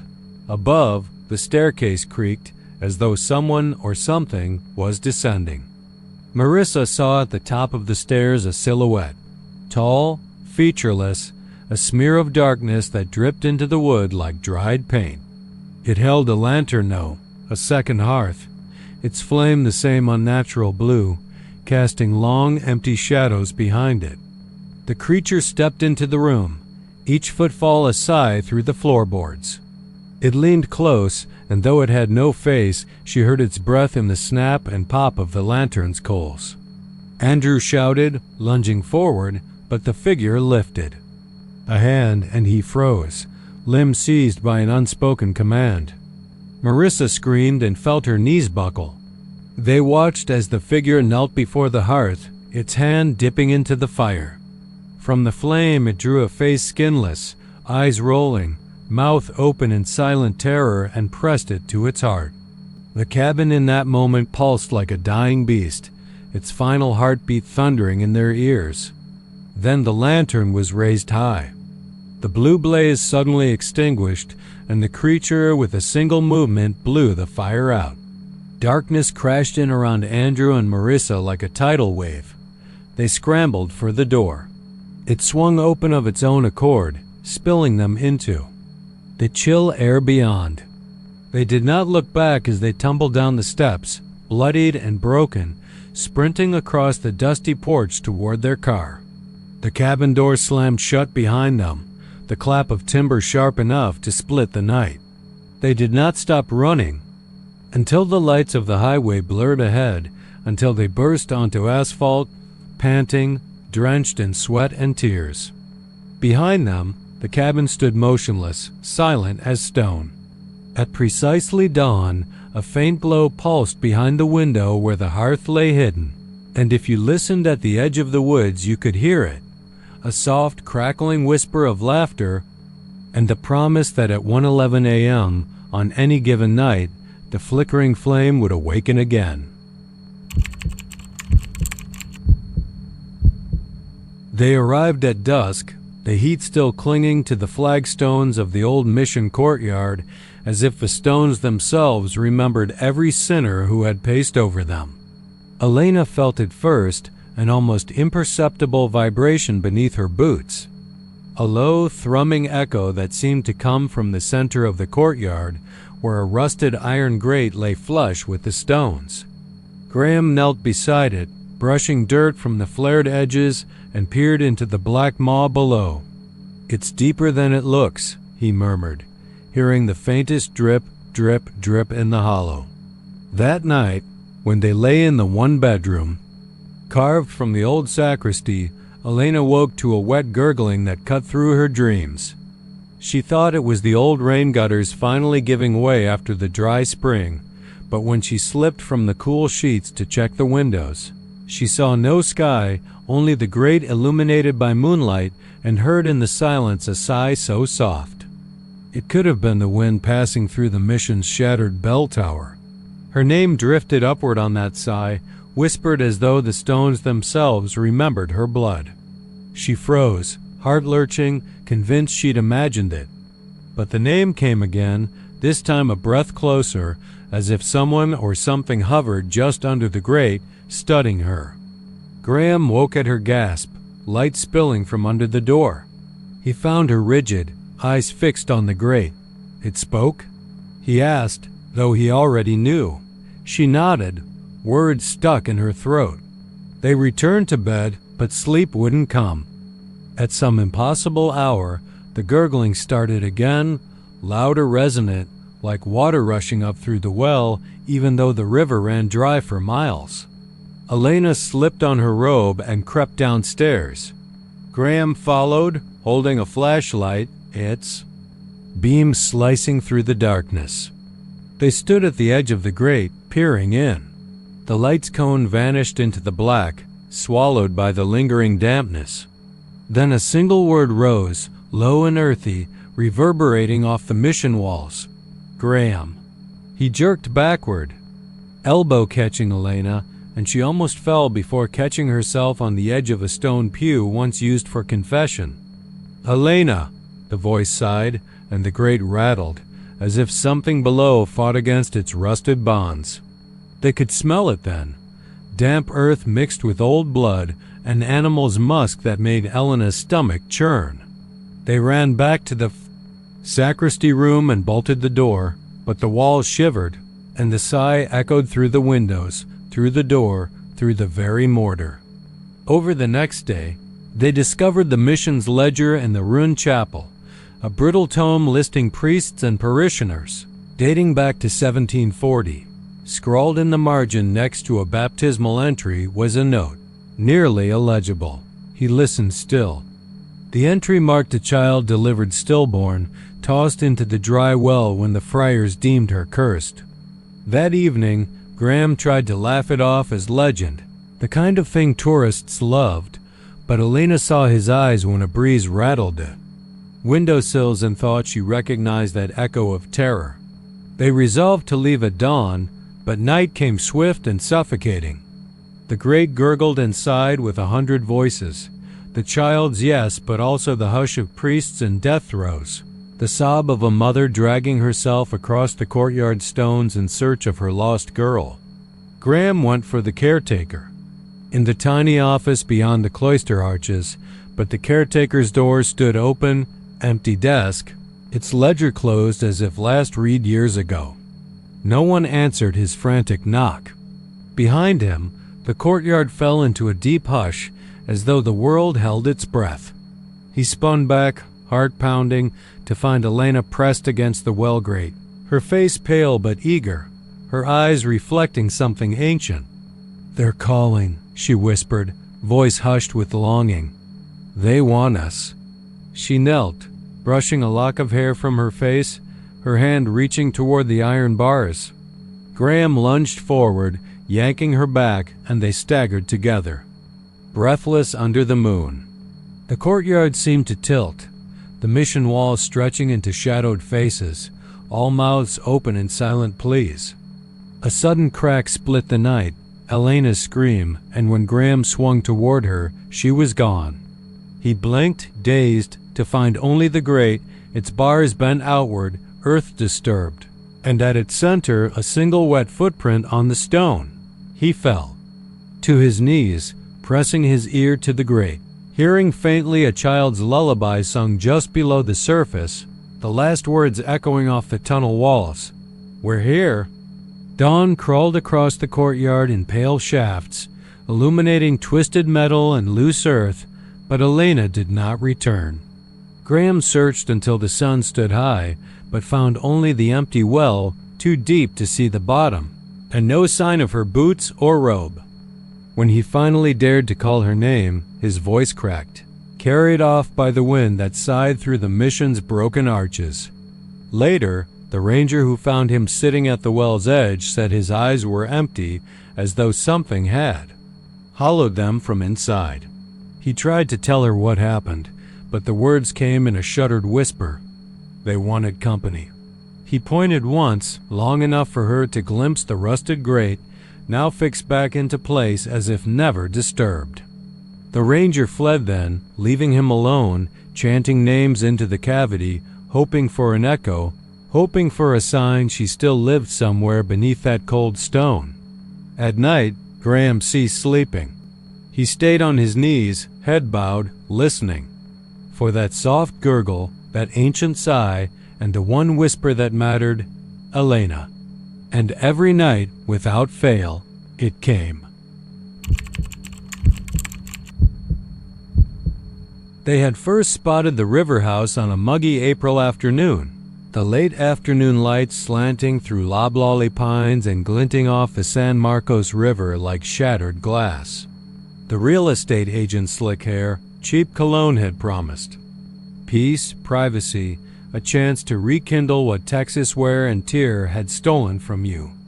Jenna and Mark signed on the spot, drawn by the porch that hovered over the current, a wooden cradle half above water, half above sky. On their first night, they unpacked boxes by lantern light, the river's steady murmur lulling them into a slow contentment neither had felt in years. They talked long into the night about dreams of canoeing dawn patrols, of grilling lean steaks. On the deck, of what they'd leave behind in Austin. Beneath their feet, the water moved in ceaseless arcs. Oblivious to their hopes' dot the first time they heard it, they thought it was the osprey, a lonely cry that cut through the thrum of cicadas. Like a violin string snapped in half. Mark paused mid-unpacking, brush in hand. "Did you hear that?" Jenna listened, smile hovering on her lips. The noise came again, a soft, trembling plea, carried downstream and then back up in a swirl. It sounded human. Before either could react, the river's voice dissolved no echo, no ripple, just the ordinary soundtrack of frogs and night insects. They searched the shoreline with flashlights bank, brambles, bottles tangled and roots found nothing. The house's old wood settled with a creak. Jenna forced a laugh.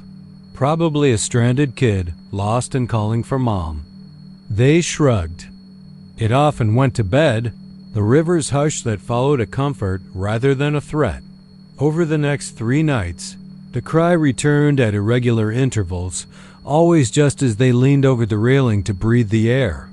First it was a plea for help, then a whimper, then a choking gasp. They recorded it on Mark's phone. Distorted hiss, a rhythm that suggested someone thrashing below the surface. Jenna wanted to call someone Rangers, deputy sheriff, but Mark argued the recordings were too faint, too unreliable to warrant a search. He said the current could have carried sounds from miles away, maybe a barge horn scraping against a distant bridge. But Jenna lay awake, the river's voice echoing in her skull, dragging her toward the deck.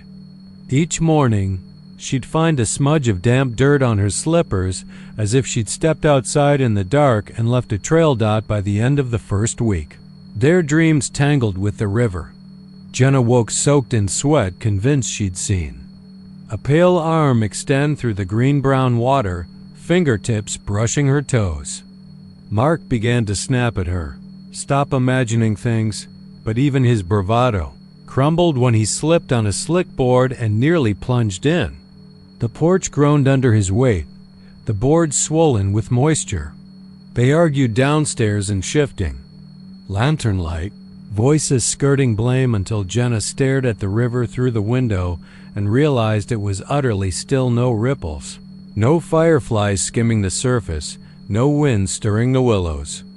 And then the world around them dimmed, as though someone had drawn a curtain at the edge of sight. Mark gripped her arm, breath fogging the pain. What the hell? Outside the window, the river lay hair smooth, but its silence was louder than outside the window. The river lay hair smooth, but its silence was Senmi's, but its silence was louder than Hasdaten's, was louder than any roar. They stepped onto the porch together, flashlight beams slicing the darkness. Jenna strained to hear that weak plea, but nothing came. The flashlight flickered. When it steadied, they looked down and froze. The water clung to the underside of the deck, lapping the beams of light, but no current pressed beneath them. Then, across the glassy face, a single bubble rose slow, deliberate, followed by a hand, pale as wet limestone, pressing against the boards above. The hand wasn't theirs, and the fingers splayed like claws beneath the planks. Jenna screamed. The sound lost immediately to the void of hushed water, and Mark lunged forward to yank her back. The hand vanished as though it had never been, leaving them tumbling over one another onto the deck's floor, hearts pounding. They fled back inside, locked the door, and for the first time considered leaving. But dawn came with the usual promises. Mocking sunlight, birdsong, the river rushing past as cheerfully as always. Mark suggested they hire a diver to search under the deck. Jenna refused to relocate their weekend getaway into a crisis. Instead, they posted a sign on the dock. If you need help, call 911. They watched through binoculars for movement at the waterline. No one came. No sound returned. On the 10th night, the river spoke differently. It began with a whisper, so faint they thought it was the wind in the eaves until the mewling rose in urgency. Jenna wrapped her arms around her torso and tiptoed to the railing. The moon had slipped behind clouds and the river was ink black. Still, the cry swelled, a voice straining with agony, hoarse as boredom turned violent, calling one name. Jin Na. A pause that echoed like a dropped stone. Then again, Jian Na. The syllables stretched, trailing bubbles in their wake. Mark tried to pull her back, shouted her name, but she leaned forward, lips parting to answer the call. For a moment, the deck trembled beneath them, as if the river itself braced for a collision. Jenna's foot slipped. Cold water surged through the boards, an impossible wave rising from below and swept her over the edge. Mark dove after her. The river swallowed her glow stick and lantern light, left him blind in a swirl of pain and motion. Cold squeezed his lungs as he plunged, spots of phosphorescence drifting through the gloom. He found her at the riverbed, pale face downward, hair drifting like seaweed. He grabbed her jacket and yanked with every ounce of strength. Jenna burst to the surface, coughing, eyes wild, arms flailing. The current spat them both against the bank. Mark rolled onto gravel, spluttering, dragged her out by the collar, and they lay gasping under cedar trees behind them. The river settled back into its old rhythm as though nothing had happened. No sirens, no shouts, nothing. Jenna stared at the deck, nails digging into wet earth, and saw a shape at the railing, a grotesque silhouette, hunched and dripping, hungrily watching them.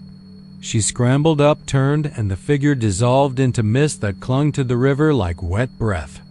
The world stayed silent for several long beats. Then the air filled with the sound of cicadas, as if someone had flicked a switch in the dawns. First light, they packed in near silence. The house huffed and creaked around them, as if sighing at their departure.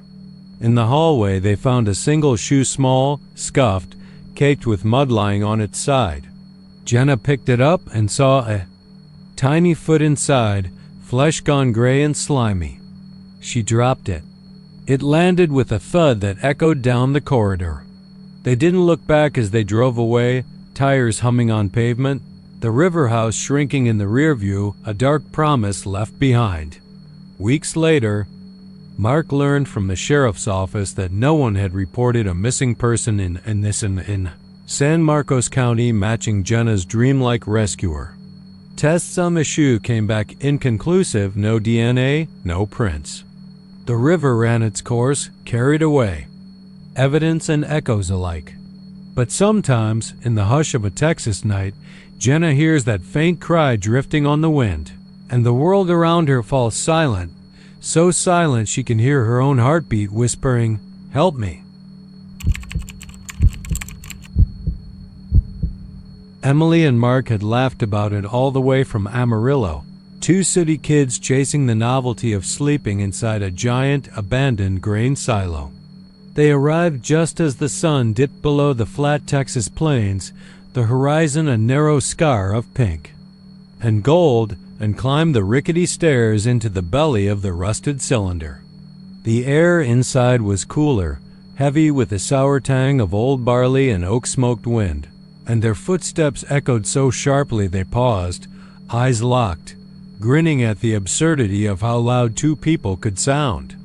Emily dropped her bag by a pitted metal wall, and Mark's laugh rattled the narrow space, bouncing back at them warped and hollow.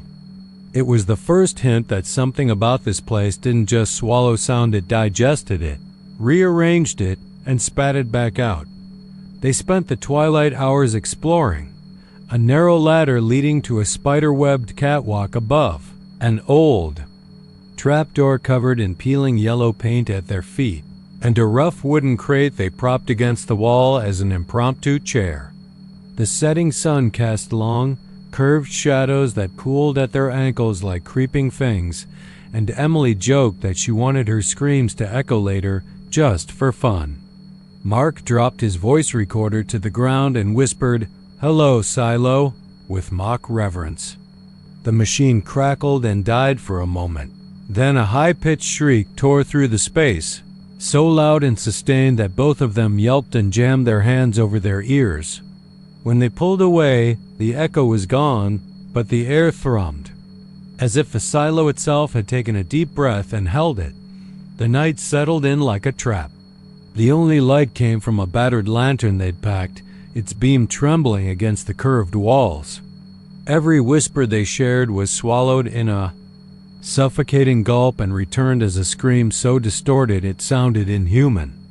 They tried syllable by syllable. Each time the silo answered with a scream shaped like regret or rage or something far older, a chorus of fear they'd never known they'd buried in their hearts. Emily's trembling voice called for Mark, then froze when the shriek that answered contained two voices, hers and his overlaying, shrieking in a discordant duet. She dropped the lantern, and the flame danced wild against the walls before settling into a sickly glow. Mark insisted they climb back up, but the ladder seemed impossibly high. the rungs slick as though someone had oiled them. Their hearts pounded, so loud they thought the silo might swallow them whole. Trying to retrace their path, they realized the crate was gone, replaced by fresh metal plates welded into the floor. Panic tipped their voices into screams of real terror, and the silo responded with a symphony of every secret they'd ever kept. The creak of a parent's disappointment, the whisper of a lover's betrayal, the distant cry of a child. Once let go, the echoes weren't just sounds. They were memories plastered across the walls in invisible script, bleeding their shame back into their minds until they shuddered under the weight of it. In the frantic glow of the lantern, they saw movement, a thin shaft of shadow creeping along the seam of the wall, and then another. At the far end of the silo, the trapdoor, never meant to open from the inside, shuddered and began to unlatch in a slow, deliberate grind. From the gap, a faint, wet pulse of darkness seeped in, suffocating the lantern's flame and stretching upward like ink in water.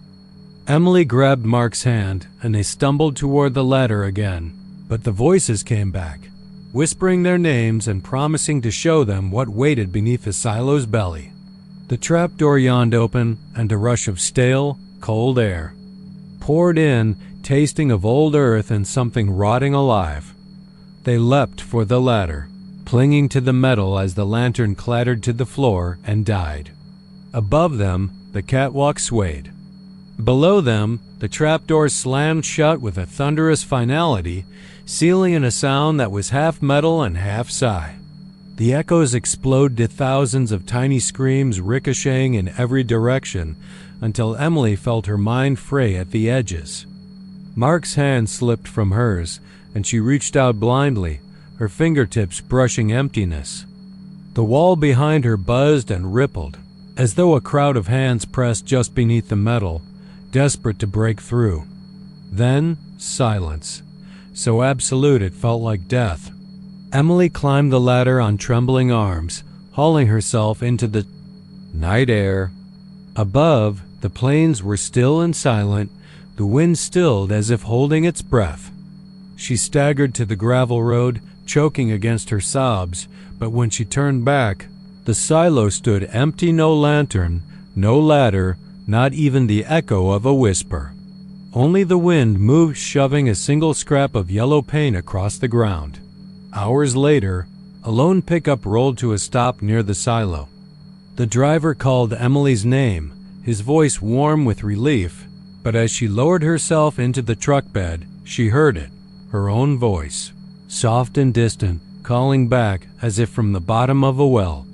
A scream followed, so faint it might have been her imagination, and then the whisper, "Stay with me."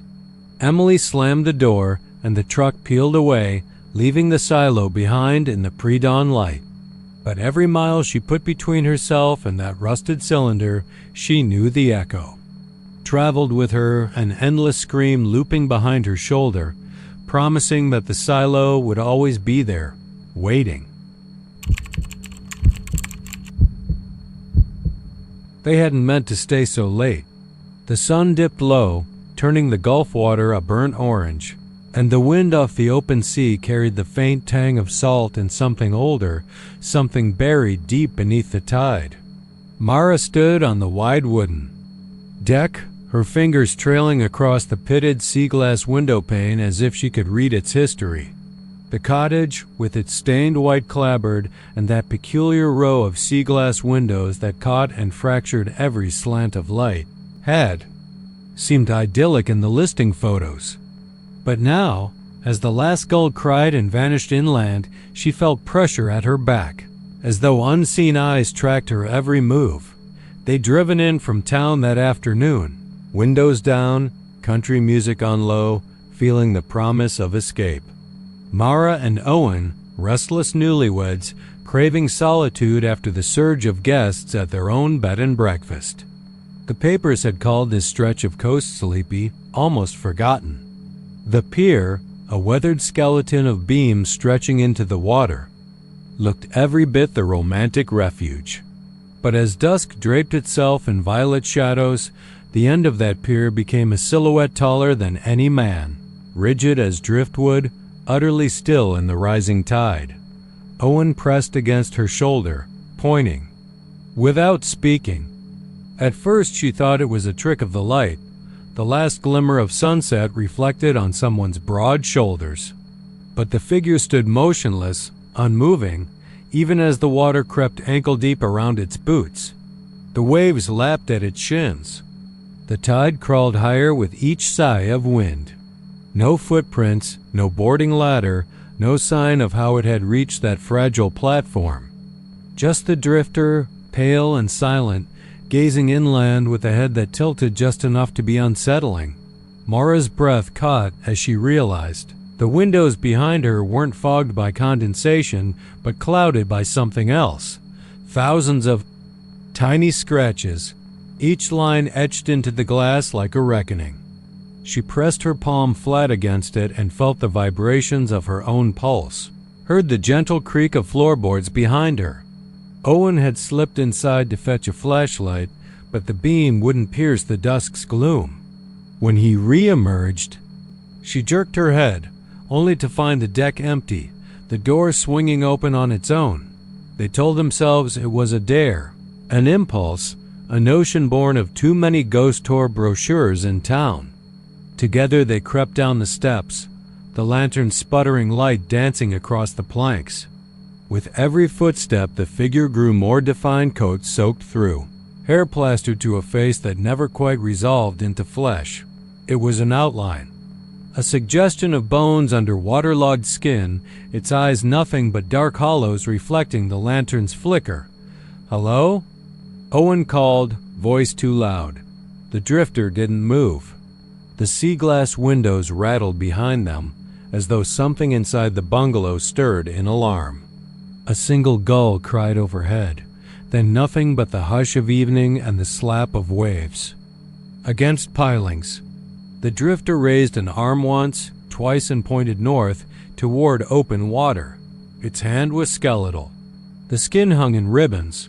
Mara felt the lantern light grow cold in her grasp, as if the air around them was draining warmth. She remembered the stories in the diner, the old fisherman who'd vanished from that pier 10 years back, swept away by a rogue current. His body never found. They said at low tide you could still hear him whistling to the gulls. But this wasn't a whistler. It was something else, something unmoored by time, drawn to the bungalow's sea glass windows like a beacon.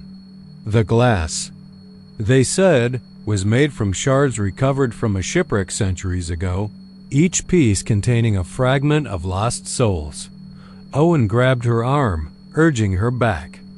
But the drifter took a step forward, water swirling at its knees, then mid-thigh. Each step was silent, as though the tide muffled its approach. The lantern's beam wavered, and Mara caught the flicker of teeth when it opened its mouth. Too many, too sharp, dripping brine. She stumbled back, tripping over a coil of rope left from some forgotten dockhand's work. The drifter raised both arms now, knees buckling under the weight of 100 tides. Its mouth folded into a grin that reached those hollow eyes, and from somewhere deep in the roaring sea she heard a voice, soft and mocking. "Stay." It wasn't a word exactly. It was the tide itself, the distant echo of a man's last gasp, carried upstream through time. And then it was silent. Owen pulled her upright, half dragging her, and they fled up the steps as the drifter sank back into night, its outline dissolving beneath the waves. Behind them, the sea glass windows shimmered, reflecting the lantern. Light like molten jewels. They slammed the door, bolted it, and pressed their ears to the wall.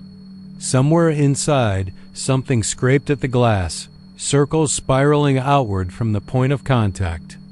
Velvet darkness filled every corner of the room, and Mara's heartbeat thundered in her ears. They backed into the far corner, Owen holding the lantern raised as if it could ward off the darkness. There, in the wavering glow, the walls themselves seemed to breathe. The sea glass windows pulsed, each pane shifting, bending, as if vessels summoned by the drifter's summons. In the last fragment of light, Mara saw dozens of pale faces behind the glass-mouthed agape, eyes locked on her, lips twisting into silent pleas. The lantern died. The room went black. She felt rough hands, clammy as seaweed, slip across her arms, her waist, even her throat. The wind howled through broken panes, carrying that distant whisper, "Don't go." Owen screamed, a raw, ragged sound that ended abruptly. She reached for him but found only emptiness. The hands closed around her ankles, pulling, tugging, as if she were driftwood destined for the depths. She screamed. The tide roared in her ears, then silence. The next morning, the bungalow stood quiet under an indifferent sun. The deck was empty. No footprints led to the pier. No trace of Owen, no trace of Mara. The sea glass windows gleamed, unmarked, as though nothing had happened. A tourist walked past, curious at the door left ajar. He peered inside and found only a single sea glass shard, warm in his palm, humming with a faint heartbeat. A whisper followed him as he turned away. "Stay."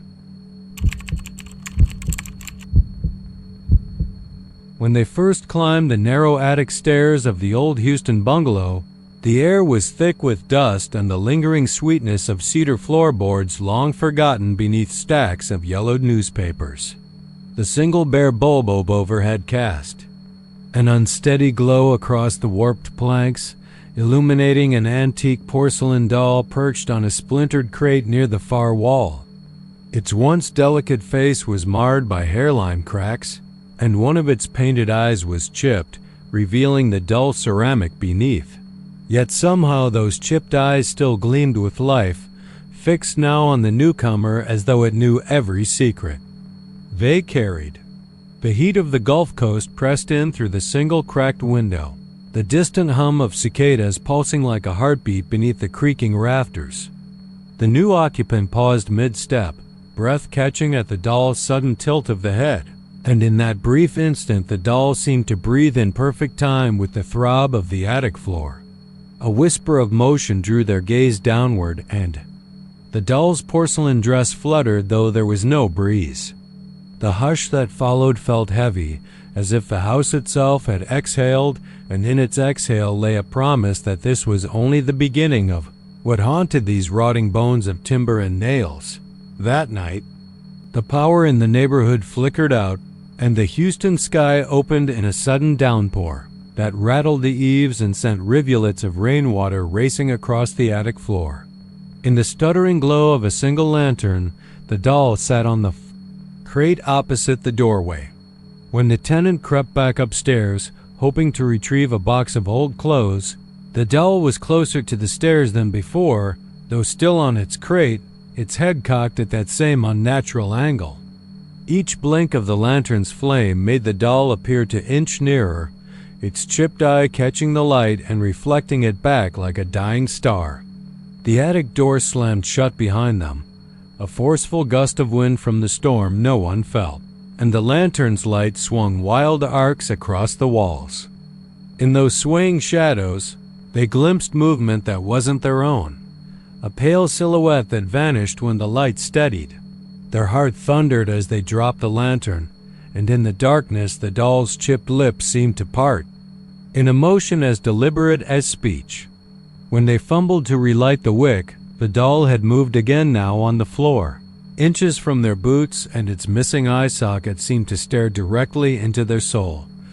Over the next week, every attempt to remove the doll only brought it back. They threw it onto the curb, but in the morning the doll lay in a neat heap on the front porch, its porcelain grin unbroken. They locked it in the trunk of their car, but a sudden jolt in traffic left the trunk ajar when they returned, and there it sat on the passenger seat as though waiting for them. At night, footsteps tapped across the attic boards just above their bedroom ceiling, slow and measured, and the faint aroma of old baby powder drifted down through the vents. Sleep became a battleground of images, a child's giggle echoing in hollow hallways, the scraping sound of porcelain against wood, and always the doll's chipped eye blinking open, wider each time until it looked more like a hole into an empty sky than a lifeless toy. They awoke one pre-dawn to see the doll standing on their knit stand, its dress smeared with a dark, wet stain that glistened under the streetlight filtering through the curtains. The stain pulsed. When they reached out to touch it, it recoiled. Like a living thing, the stain retracting down the dress as though it had a mind of its own. Panic burned through their veins, and they hurled the doll to the floor. It landed with a hollow thud, but when they looked again, its head was twisted at an angle no neck could achieve, and its stare burned with cold accusation and desperation. They bundled the doll in oilcloth and carried it to the backyard fire. Pitt struck a match and pressed it to the cloth. The plasticized wrappings caught quickly, melting in a black, oily sheen, smoke billowing into the humid night air. But the moment the fire licked the doll's porcelain cheek, the sky above split with thunder. Rain fell in stinging sheets, extinguished the flames, and sent the oilcloth tumbling back to earth, unscathed.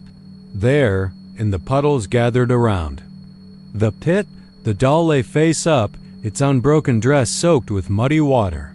They knelt, hard hammering, and reached out to touch it, and the doll's small hand closed around their finger with the strength of a vice. They yanked back in horror, and bone-deep dread settled into their joints. The doll's chipped eye turned to watch them as they scrambled to their feet, and from the attic came a low, hungry groan, the boards creaking under the weight of something moving above. The whispering steps descended until the last creak echoed through the floorboards below their feet. They fled the house in the gray light of dawn, leaving the doll where it had fallen in the backyard. Sweat and fear clung to their skin as they drove, windows open against the storm-soaked air. But as the old bungalow receded in the rear view, the doll's cracked smile appeared in the mirror, its chipped eye gleaming with triumph. They slammed. The brakes brought the car to a skidding stop and leapt out only to find the back seat empty. Shaking, they turned back toward the house and saw the doll in the attic window, perched on the sill with that slow, deliberate tilt of the head. Then the house doors swung open and the silhouette of a child appeared, small and pale, standing barefoot on the threshold. The child smiled, porcelain-smooth face matching the doll's, and in that smile there was no warmth, only an echo. Every fear they'd abandoned. The door closed. The attic light winked off. And in the bitter, endless Houston heat, the street fell silent once more, leaving the whisper of tiny footsteps as the only proof that some things never truly leave, and that some dolls never find peace. Fog rolled in across the lake, cloaking the water in white. Each time they peered out, ripples formed a slow circle, though no diver ever surfaced to be seen. They first noticed it on their second evening at the lake house when the sun dropped. Behind the cypress line, and the world grew hushed except for the soft slap of waves against the porch pilings. The fog drifted in like a living thing, swallowing the far shore and turning the water into a blank canvas that refused any reflection. A breeze tugged at the railings and the circles appeared again, turning inward as if something beneath was marking their territory. Inside, the lake house smelled of pine polish and stale coffee. The windows rattled with each breath of wind. She pressed her palm against the glass and stared into that silent white wilderness, willing to see a loon or a passing boat, anything familiar. Instead, the water broke open in concentric rings that widened slowly, deliberately, then faded into stillness. He laughed it off, suggesting deer snorting beneath the surface or slow-moving carp grazing on decaying leaves. She nodded, but the back of her neck prickled whenever she thought about what else might lurk below. That night, the fog rolled so thick it seeped between the floorboards. The beam of their flashlight bobbed across the porch as they ventured out with mugs of lukewarm tea. Under the beam, they caught the faint outline of something just under the surface, a dark, rounded shape that shifted with the current. It hovered in the depths, then slipped away, leaving another ripple that spiraled outward. He trained the light on its last known position and saw nothing but milky water, and then felt a tug at his boot, like something brushing beneath his feet. He jerked back, nearly dropping the flashlight, and they fled inside. The front door slamming shut behind them. Morning brought clarity and the bold sun that burned off half the haze. On the dock they found a single wet footprint stamped on one of the boards, as if someone climbed out of the lake and stepped onto dry land. It was too large for the couple and too deep, the impression pressing through the paint and into the wood. No footprints led away. They crouched to study it, running fingers along the serrated edge of the tread, but found nothing that matched any boot they owned. The imprint had already begun to fade in the sun, the edges softening like sugar melting in water. She drove into town and found the county library, a squat brick building smelling of dust and ink. There she unearthed an old newspaper clipping, tucked into a ledger of drownings. It told of a diver named Henry Caldwell who vanished on Travis Lake exactly 30 years ago beneath a blanket of fog. His body was never recovered, and some said his final descent dragged him into a place where the water swallowed time itself. An elderly librarian, her fingers yellowed by years of handling brittle pages, whispered that the lake sometimes gave him back at dawn, a strange shape floating in the light. The article ended with a warning: some things belong only to the deep. That night, sleep came fitfully. They dreamed of fingers brushing their ankles in the dark, of a pale hand reaching up through the floorboards. They woke to the sound of glass, shifting against wood softer than a knock, more insistent than a sigh at precisely 3:07 a.m. The windows rattled in their frames, and outside, the ripples broke again. She sat up and watched as the circles radiated toward the dock, pausing only when they reached the shore. A single wet footprint appeared on the sill, fresh and glistening in the moonlight. No one spoke. Neither dared move. At dawn, they found their car's tires buried in mud, the ground soft from overnight mist. The house looked peaceful, as if no one disturbed its calm. He tried the front door. It refused to open, the wood swollen with moisture. The back door had no handle on the outside. They circled the house, hearts thudding, finding each window locked solid.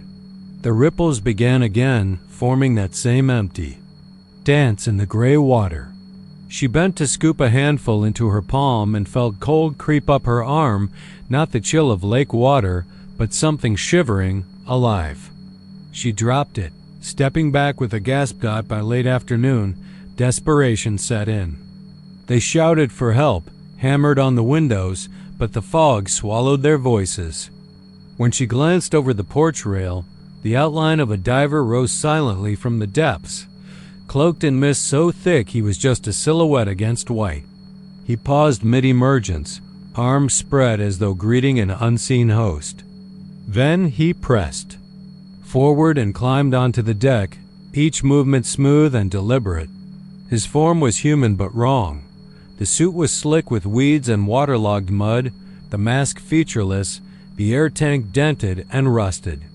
He stood at the threshold, boot thick. With Silt watching them, they spotted a broken window and fought their way through, glass slicing their palms. Inside, the house was empty and still, every light mysteriously off. The diver's reflection shimmered behind them in a mirror, taller, faceless, waiting. He closed the distance without a sound. They stumbled backward, bursting through a door, into the main hall, and he followed, flattening against the wall like a shadow come to life.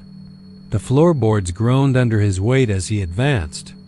They sprinted down a hallway and flung open the only bedroom door, flinching at the sight of disassembled diving gear spread across the floor. Fins, a mask, a weight belt, each piece dripping. No human hand placed them there, nor any sign of Henry Caldwell beyond the ominous uniform. The diver's breathing was muted, a hollow hiss behind the walls. They dove under the bed as he entered, shining a beam of light that probed the darkness. Minutes passed like hours.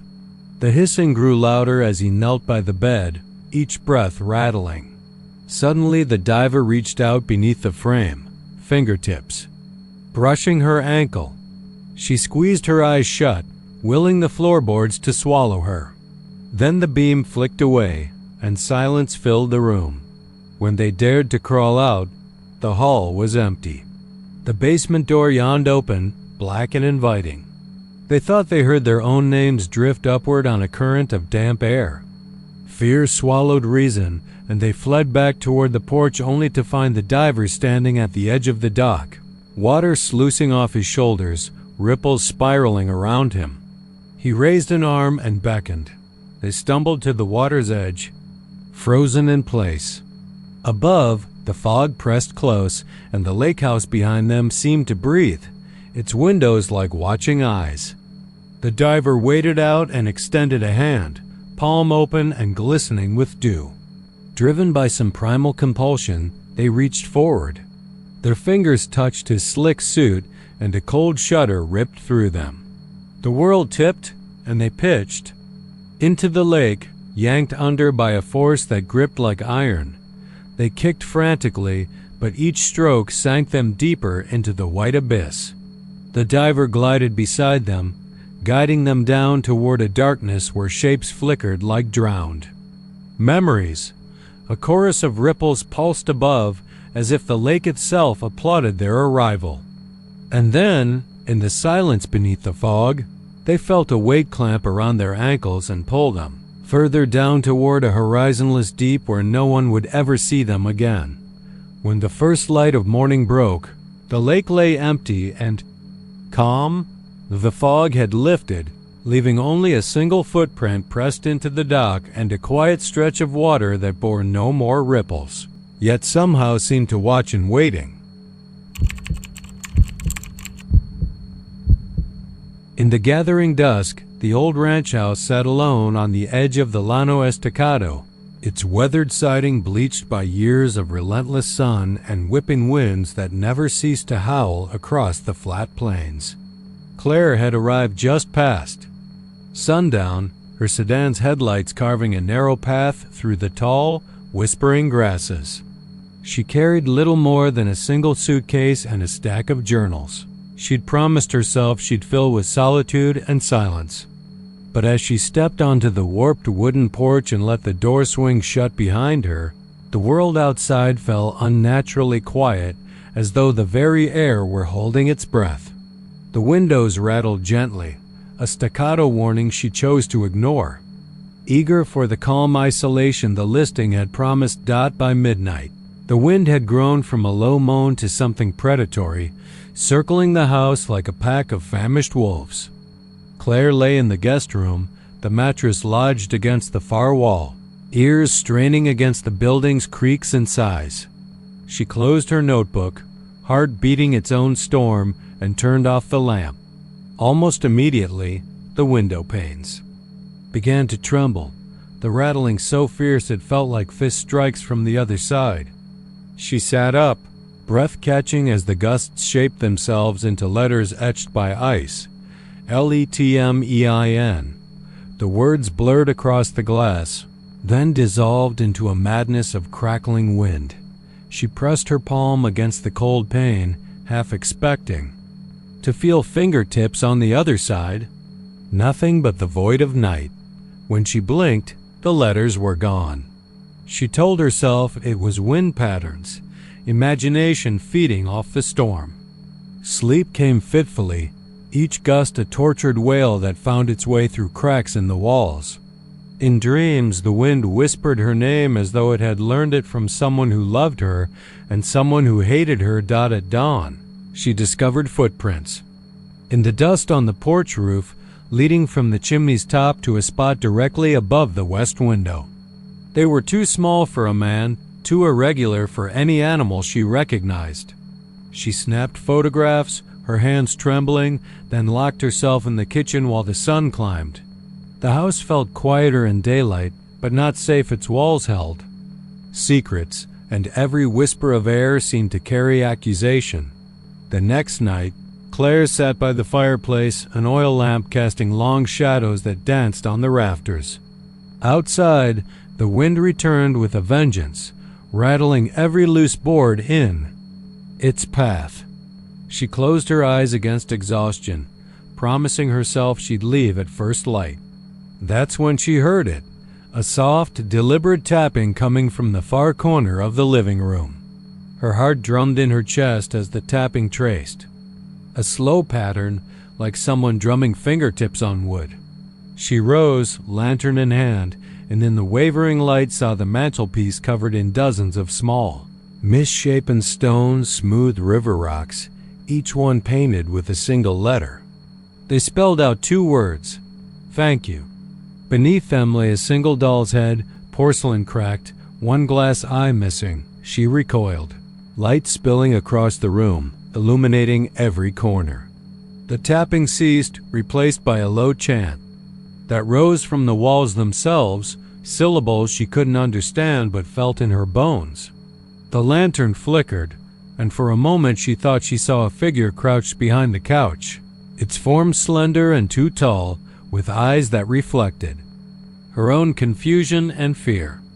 She swung the lantern, but found only the dust motes drifting in its weak glow. Shaking uncontrollably, Claire grabbed her coat and fled through the front door into the gale. The wind caught her hair, yanking her back as though hands had reached out to drag her inside. She stumbled across the porch, turned toward her car, then froze as the gusts began to utter a third message, intoning in a hollow voice that seemed to combine every scream the house had ever swallowed. "Stay with me." The words formed in the gusts, weaving through her hair, crawling across her skin. She dashed toward the headlights, but the ranch house door swung open behind her, the black interior yawning like a mouth ready to consume her soul. Inside, the hallway lights blinked on, bathing the walls in pale, sickly yellow. Footsteps echoed up the stairs, slow and deliberate. She didn't wait to see who was coming. She lunged for the car keys and wedged them between the door and frame, breaking the lock. As the engine roared to life, she glanced back once. In the window, she saw a pale hand pressed against the glass and a child's face with hollow cheeks and lips split in a grin too wide for any human mouth.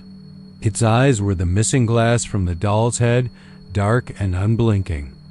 Car tires screamed as she tore down the gravel drive, the wind shrieking in her ears, chasing her across the plain. Behind her, the ranch house receded into the darkness, its outline jagged against the starless sky. She didn't stop until the headlights hit the highway, until the interstate swallowed her in its endless, merciful ribbon of black asphalt. Only then did she dare to breathe, to let the motor's hum replace the roaring lullaby that had haunted her. Weeks later, when concern drove a local deputy back to the property, she found the door ajar, the inside empty and immaculate as though no one had ever lived there. On the mantel, the river rocks remained, spelling out a single final plea: "Come home." The doll's head lay at the edge of the hearth, its glass eye glittering in the pale dawn light. The wind stilled, leaving a silence so complete it pressed against the senses like a weight. And somewhere beyond the walls, a whisper drifted on a breath of air: "See you soon." From the moment they climbed the narrow rope ladder and stepped onto the salt-tinged wood of the treehouse, Dawn felt a tremor in her gut that had nothing to do with the Gulf breeze. The structure, built high among sprawling live oaks, rocked gently underfoot as though the island itself exhaled in slow, deliberate breaths. By day the view was idyllic. Glittering sandbanks, bobbing boats along the intercoastal waterway, sun-bleached pelicans perched on weathered pilings. But come nightfall, Port Aransas changed its tune. On their first evening, Elena and Mark joked over the creaking beams about seals returning to the water. But when the roar came a low, guttural rumble that rolled through the roots and shook. The nails loose in the floorboards, they fell silent, straining to hear anything beyond the deep vibration that seemed to rise from some cavern below the surface. Their laughter died in their throats as the treehouse pitched and dipped, demanding a balance they didn't feel they had. Elena's flashlight beam wavered across the walls, revealing set nails protruding like broken teeth, the rough grain of the boards darkening with every pulse of sound as though ink spilled beneath the surface. Mark pressed his back against the railing, the rope line scraping under his palms, and when the roar dimmed to a tremor, they both realized with sudden dread that there was no storm, no engine, no heavy machinery anywhere in sight, nothing but the restless earth and the hush of marsh grasses beyond. That night, they lay on the makeshift mattress of patchwork quilts and heard the wind whisper their names through the slatted walls. Elena turned to Mark, eyes wide, and whispered, "This place is alive." He didn't answer. He was already awake, listening. Over the next evening, the phenomenon repeated. The roar returned just after midnight, swollen with resonance, as if the island were trying to swallow the treehouse whole. Mark climbed out onto the small balcony to look down, but saw only the gnarled tangle of roots mustering beneath the supporting trunk, and the dark water slicing among the mangroves beyond. Up here they were suspended between sky and marsh, and the roar seemed to come from both above and below, a clamor inside the air and inside the ground. Elena felt the weight of something watching, something patient, something that waited until the moment they felt safest to reveal itself. At breakfast they spoke in hurried asides, attributing the sounds to an oil tanker passing offshore or the rumble of an artesian well. But as the sun climbed higher, the treehouse seemed to settle with a weary sigh, as though relieved to rest. Until dusk. On the third night, they invited a friend, Dylan, to share their unease. He arrived with beer cans and bravado, eager to prove them fools.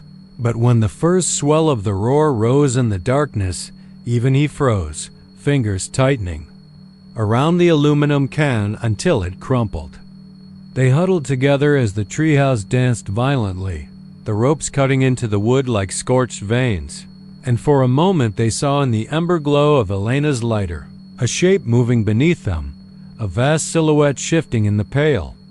Moonlight on the ground and arching back, massive shoulders, impossible length, as if the island's bones had risen into flesh. Elena screamed, and the lighter flickered out. The roar stopped, leaving a ringing silence that felt heavier than sound, as though the absence of motion pressed against their eardrums.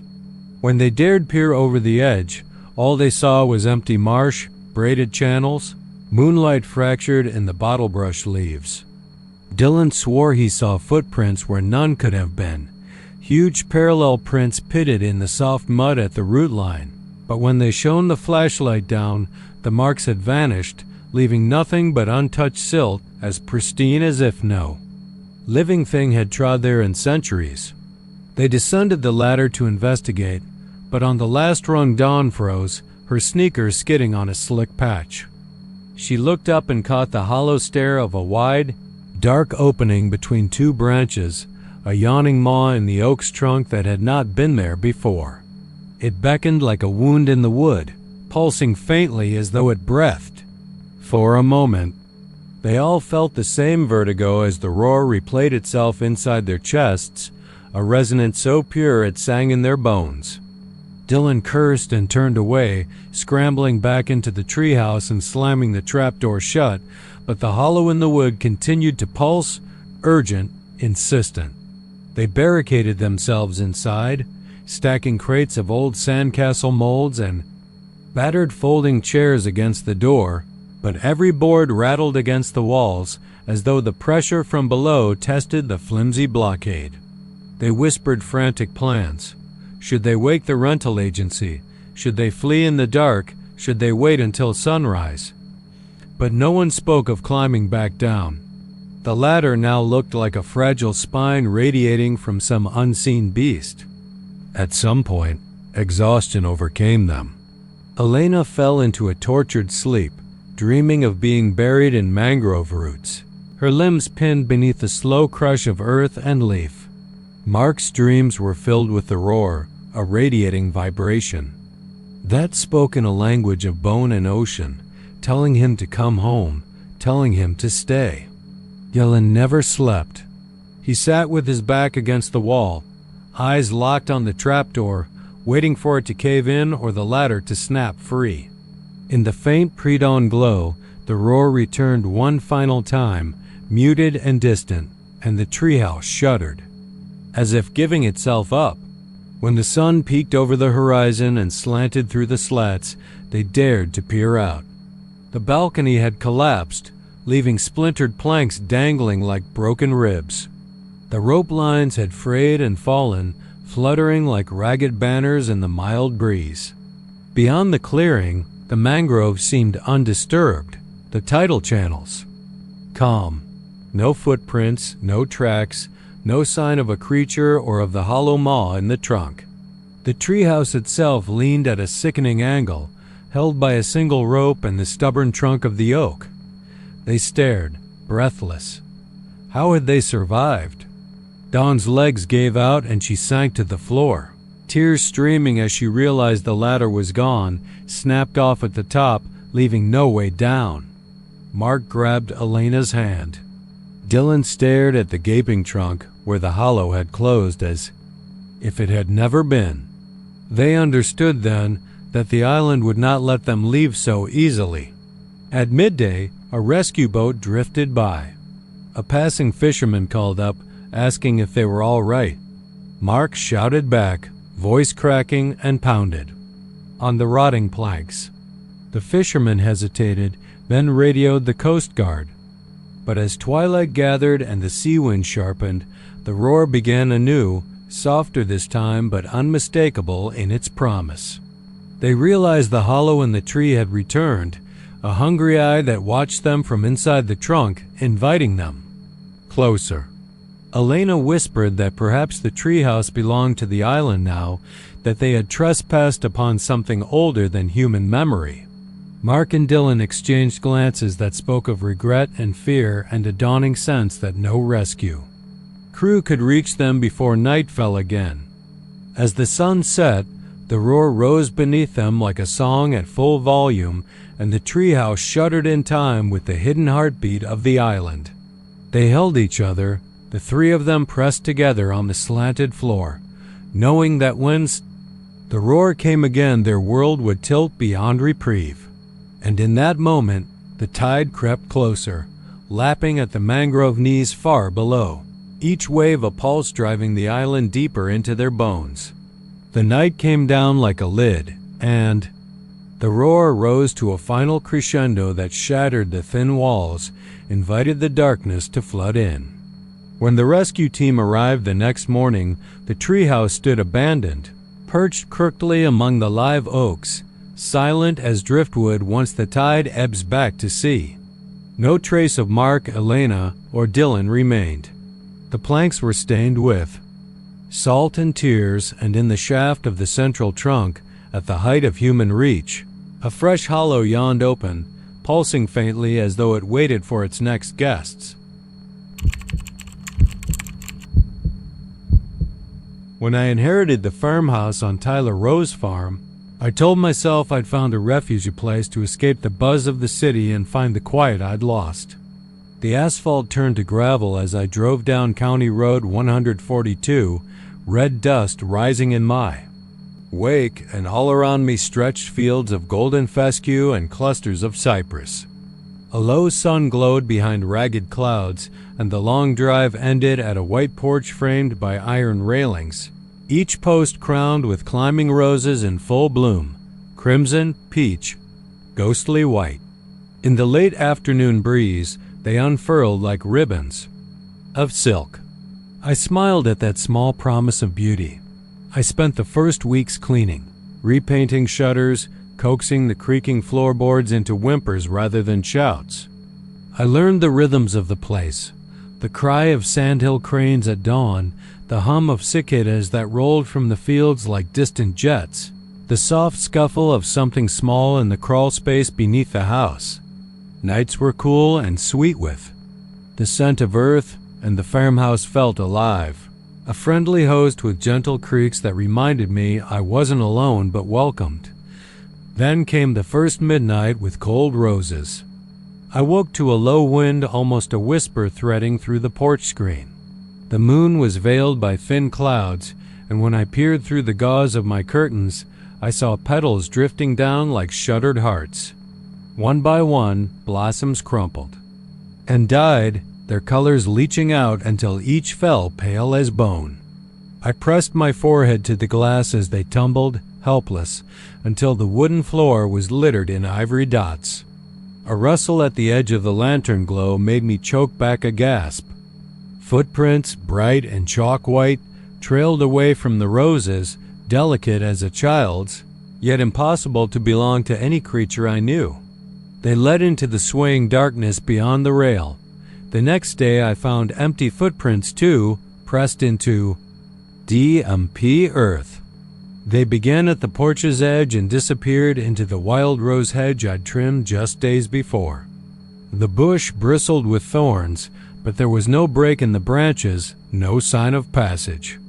I ran my finger along the privet where the hedge arched, felt no loosened twigs or broken stems. The footprints were drawn on soft dirt beyond, and I thought they must be my imagination, a trick of moonlight or the chalk dust that had settled from the blooms. But when I brushed the soil, chalk powder remained on my fingertips. I told a neighbor, old Mrs. Caldwell, whose family had farmed these fields for generations, that I discovered something strange. She peered at the broken petals and raised an eyebrow so high it nearly left her face. "This farm was built on an old burial ground," she said quietly, rocking on her porch swing. "Not marked, mind you, just an old sorrow. Folks planted roses to honor what they couldn't name. But some nights, those blossoms remember what it cost. They bleed their souls through the petals." I laughed nervously, thanked her, and hurried back to my car. Even as I drove away, the crooked fence posts cast long, accusing shadows across the dusty lane. That night I stayed awake, cup of coffee in hand, staring at the porch. At midnight, the roses wilted again. I watched each flower go slack, folding inward on itself before the petals slackened and dropped. Beneath their whiteness, chalk footprints appeared, a little larger this time, spaced unevenly, as if whatever wore them was stumbling in pain. They crept toward the old well at the field's edge, and I felt an icy finger brush my spine. Without thinking, I threw on shoes and ran outside, the wind tearing my hair into angry tangles. The footprints lay perfectly intact in the dirt, but no shape. No figure moved in the darkness. In the pale glare of my flashlight, I saw the footprints end at the well. Around the rim, wooden boards had rotted and warped. I hadn't noticed before that they formed a rough circle like teeth around a mouth. The wind moved the wild grasses so they whispered secrets I couldn't catch. Then I saw it, a chalk white. Handprints smeared across the edge, knuckles pressing into rotted wood. My breath snagged as another print smudged against it, smaller, finer. I stumbled back, heart thundering, and bolted inside, slamming the door and barring it with an old chair. Sleep came in ragged, half-dreams filled with distant laughter and the creak of a rocking chair. When morning came, I nearly collapsed at the sight. The porch was clear, no wilted petals, no chalk, and the earth bore no footprints. The roses stood perky and bright, as if nothing had happened. I cut myself a generous slice of pie at the cafe in Gladewater and tried to laugh about it with the waitress, but my voice rattled. I told myself chalk footprints vanishing meant dust blown away, petals scraped up by rain or animals. Logic, I told myself, until I could no longer feel the county road beneath my tires. When I returned, the porch faced north, not east. The door swung out where it should have swung in. My chair lay inside, broken, wedged beneath the table. The foundations had shifted, and the gap between board and sill was wide enough to let cold wind under. Panic made me leave again. But the sun was setting by the time I reached Tyler. The streets were jammed with commuters. Neon signs flickered diner and motel. I realized I hadn't eaten all day. At a breakfast joint still open, I sat trembling on a stool, staring out at the highway, watching headlights inch past. I tried to chart my route home in my head, but every turn felt wrong. The waitress asked if I was all right, and I forced a smile. "Just tired," I said. Her eyes filled with something like pity, or was it fear? She pushed a cup of coffee toward me and whispered, "There's no logic out there once the roses wake up." I left a few dollars on the counter and drove back before full dark. The farmhouse lay quiet, the porch lights off. My headlights revealed petals strewn across the steps like pale confetti. Chalk prints led away, descending the stairs, tracing lines along the windowsills as if someone had drawn fingers across the glass. My heart lodged in my throat, cold and heavy. I stepped onto the porch, each foot landing next to a dried blossom, and followed the prints inside. They wandered through rooms in impossible patterns, across walls, over ceilings, into closets. In the bedroom, I found the mattress ripped open, the stuffing pulled into a heap on the floor, and in the center lay a single white rose, stem severed. Its petals were fresh, not wilted, and at its heart was a fingerprint pressed deep, chalky, and raw. I heard a creak behind me and turned. A figure stood at the doorway, childlike proportions but stretched and thin, wearing a dress of petals stitched together, face blank except for two hollows where the eyes should be. Its mouth opened in a silent shriek and it stepped forward, petals falling from its arms with every movement. I tried to speak, but only a raspy moan escaped. The figure reached out, and where its fingertip brushed my cheek, I felt cold bloom through my skin, like frostbite in reverse. Then the lights went out. When I woke, I was lying on the porch under a sky washed silver by dawn. The roses were at peak bloom, innocent and perfect. No petals lay scattered, no footprints scarred the wood. I could hear tractors in the distance, roosters crowing. I staggered inside and found nothing amiss except my hands, chalky white and cracked as though I'd walked miles in that terrible form. I stared at them long enough to feel my mind splinter, the edges fraying into static and shadow. Now I sit in the parlor, windows shuttered, waiting for midnight. The roses tremble on the vine, and I know what comes next. I can almost hear the whisper, "Let me in." I no longer fight it. Because once the petals wilter and fall, once the chalk footprints begin, you don't remain a visitor. You become the phantom leading new blossoms into the dark. And I, at last, am home.